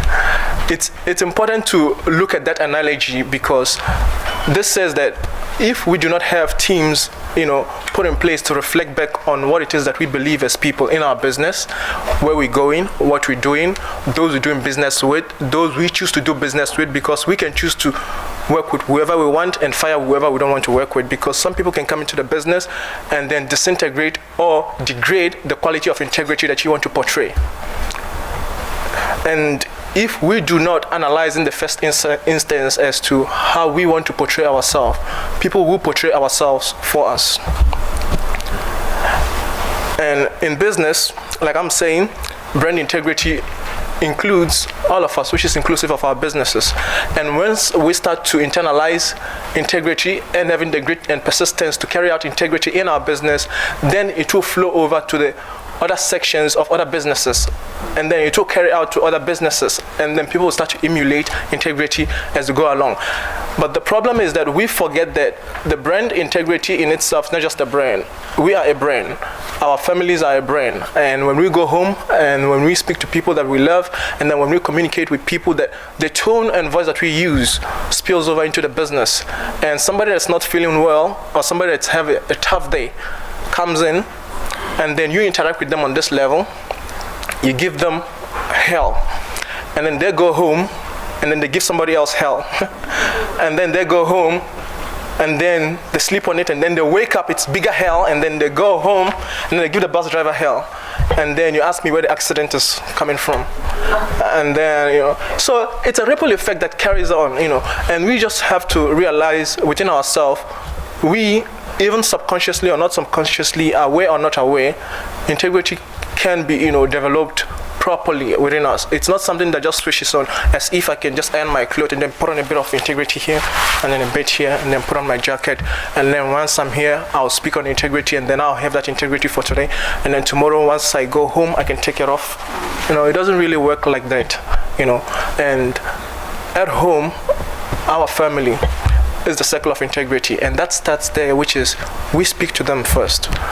And I saw this other story that says little Johnny goes to school, and little Johnny is a good boy, and little Johnny never cursed in his whole life, but one day he was watching TV, and then the dad never cursed also, so the dad saw the dad loved watching soccer, so he saw somebody pass the ball to the wrong person, and then he screams the F word.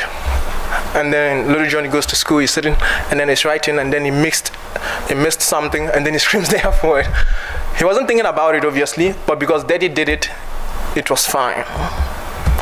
Because mommy did it, it was fine, obviously. So what is justified in itself is what our kids will be justified to do.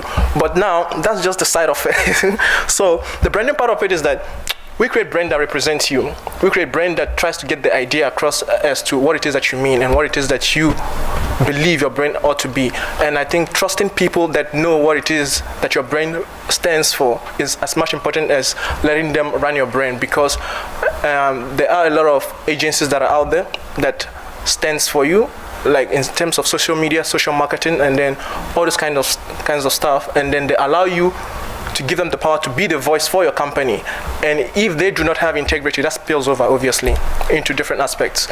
And when they do not have that integrity to manage your business, it becomes, a moral decadence. And then the social platform, it's a very wide gap. The digital platform is a very, very wide gap. And the more you are on the social platform, the more integrity you would need. Because now you are speaking to people that are not within that circle.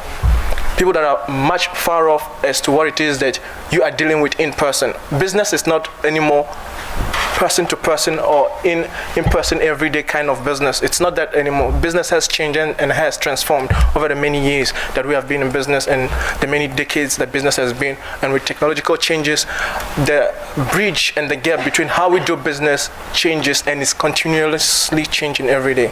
So it is important that we build that integrity from the start in our business and create that bar that does not go down but goes up. And then if it goes up, even when our business is not one-on-one and it's indirect communication, integrity is still maintained. There is another company called Nestle. I'm sure most of you know it. Those of you that are cereal lovers and you eat cereals in the morning and then biscuit with Bix and all that stuff. So there was another thing that said they decided to remove food coloring from their food parcel. That was a few years ago. And I think this was amazing because this, I think stood with their brand integrity, which is what do we want to serve people? What do we want to provide for people? What do we want to cater to? And if this jeopardizes our business, let's put it aside. And although it made millions and to create those food coloring and then put it in the food and it tastes better, but then look at the side effect and look at the brand integrity with that. So at the end of the day, brand integrity is not just doing the right thing, it's doing what is right when it's right, and even when nobody's looking, like the elite would say. So it is important that in ourselves that we can look at things in that way. So let me just round up and say, I want to really say thank you to Charissa for having this. I think it's a very, very important, topic. It's a very, very important thing to have, and to have everyone here and everybody that, is here. I say thank you. And because integrity does not just end here, obviously. It's not a jacket that we put on the 7th of November and then take off, and then on the next of the event we put it on again. It doesn't really work that way, It needs to encircle and embody in who we are, and then it will carry on from there. So thank you very much for coming, and I hope that you were richly influenced, and thank you to Prof. Thank you very much. Your grace is always a blessing, and thank you to Madam Speaker, and thank you to Faizal, and from Source Branding, thank you guys, and thank you for that. Thank you, Hadley, for that. I heard Marwa saying that it's a graveyard shift, and being the last speaker before the short break, and I'm also asked to be very short. In fact, I'll be very, very short. I'm thinking that they say nowadays that when you speak the truth, you tend to be controversial. I'm not sure if you've picked it up. People are speaking truth or truth to power, and then they are then said to be controversial. And I'm not sure if, Charissa, you've done this on purpose, that I speak about this topic immediately after lunch. Was it strategic, or because you didn't serve any meat? So I should have maybe spoken earlier for 5 minutes. Because Charissa gave me a topic, ladies and gentlemen, thank you very much, in fact, for being invited to share the podium today. Mine is about 7 minutes, and it's really about probably the work that we do within the animal kingdom. Because when we talk about integrity, and it's the right things and the synonyms of ethics and fairness and uprightness, the question is, every day we eat 3 times minimum a day. When we eat the food that we are eating, do we apply integrity? Bacon and egg in the morning. Some of us love eggs.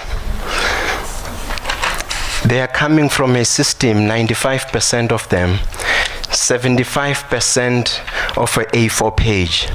These birds will sit in a cage like this for 2 years, producing eggs for us every morning. All 9 billion eggs in South Africa coming from that system.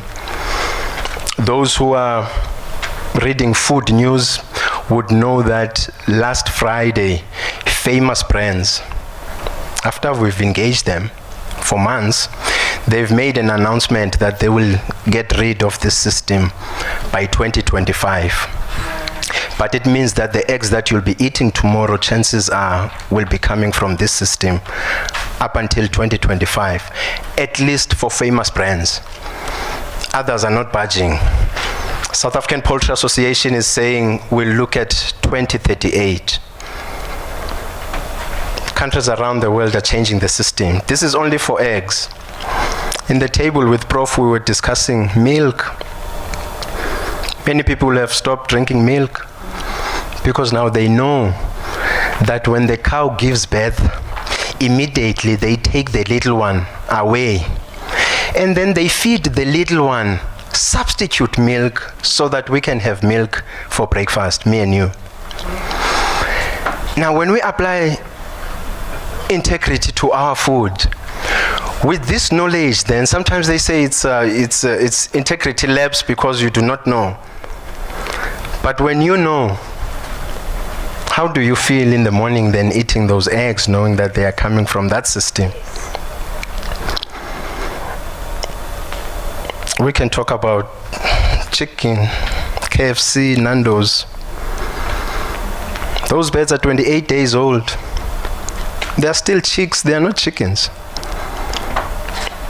But I do have friends, by the way, who are saying, some of you would have seen this, the World Health Organization came up with a study that says processed foods are carcinogenic because they put nitrogen and some, Prince was talking about colorings now here. I have friends who said, I will never leave my Borscht or my Vienna or my Russian. I might as well die of cancer because of the taste. Now we can go on and on, of course, about famous beverages, the number one beverage in the world. Water scarcity areas. They are proud in their report of 2017 to say that they've used 3 billion liters of water to produce 1.5 billion liters of beverages for us to enjoy. So now I don't drink Coca-Cola, but then I drink other stuff that they produce. But I have that knowledge. Do I then have integrity lapse? Because I know that there are areas of water scarcity and there's this one company that misuses water for taste. Well, Mary said she loves animals and she has a dog, a beautiful one. I'm not sure which product Mary uses to feed her dog, but there is a company that injects animals with distemper and give a group or a control group probiotics of the feed that they produce, and this control group, they let them die just to test the feed. I don't want to mention, just in case maybe Mary uses that brand. We can talk offline. Yeah. But it's integrity in the everyday. 3 times a day we make a choice. There was a one word that kept on coming, is a choice that we make. Now when you know what you know and you still choose what you know, is there a lapse there? Do we call that a mistake? Because my understanding is that a mistake is something that if you do it, you do not repeat it. The lack of integrity, by the way, got me to where I am today. So, Madam Speaker, I used to work for the Department of Agriculture in Elsenburg. Young men coming from the Eastern Cape, got here, see friends that I never met before, who were given government cars, and I made it my own, but it was a state vehicle. And when I was caught off guard, I had to lose my job, and I did say that you don't even have to investigate. I was wrong. But I do believe when we learn from a lapse of integrity, it's better not to learn. Because I wouldn't have been here if I was not fired by the Department of Agriculture. In fact, probably I'll still be working a 9 to 5, which I didn't enjoy in the first place. But now we engage the African Union through the AU-IBA. We're trying to change the animal welfare strategy for the whole of the continent.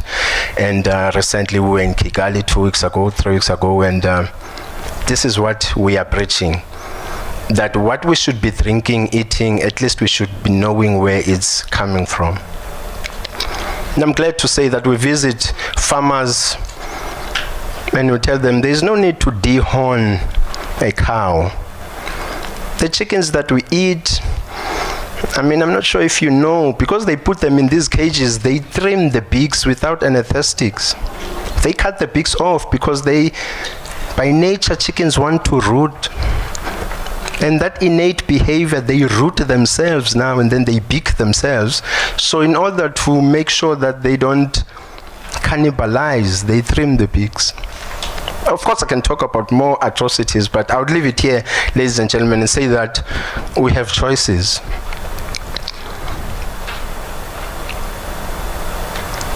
And those choices, we will be making some of them now during the 5-minute break when we are going to partake of the food at the back.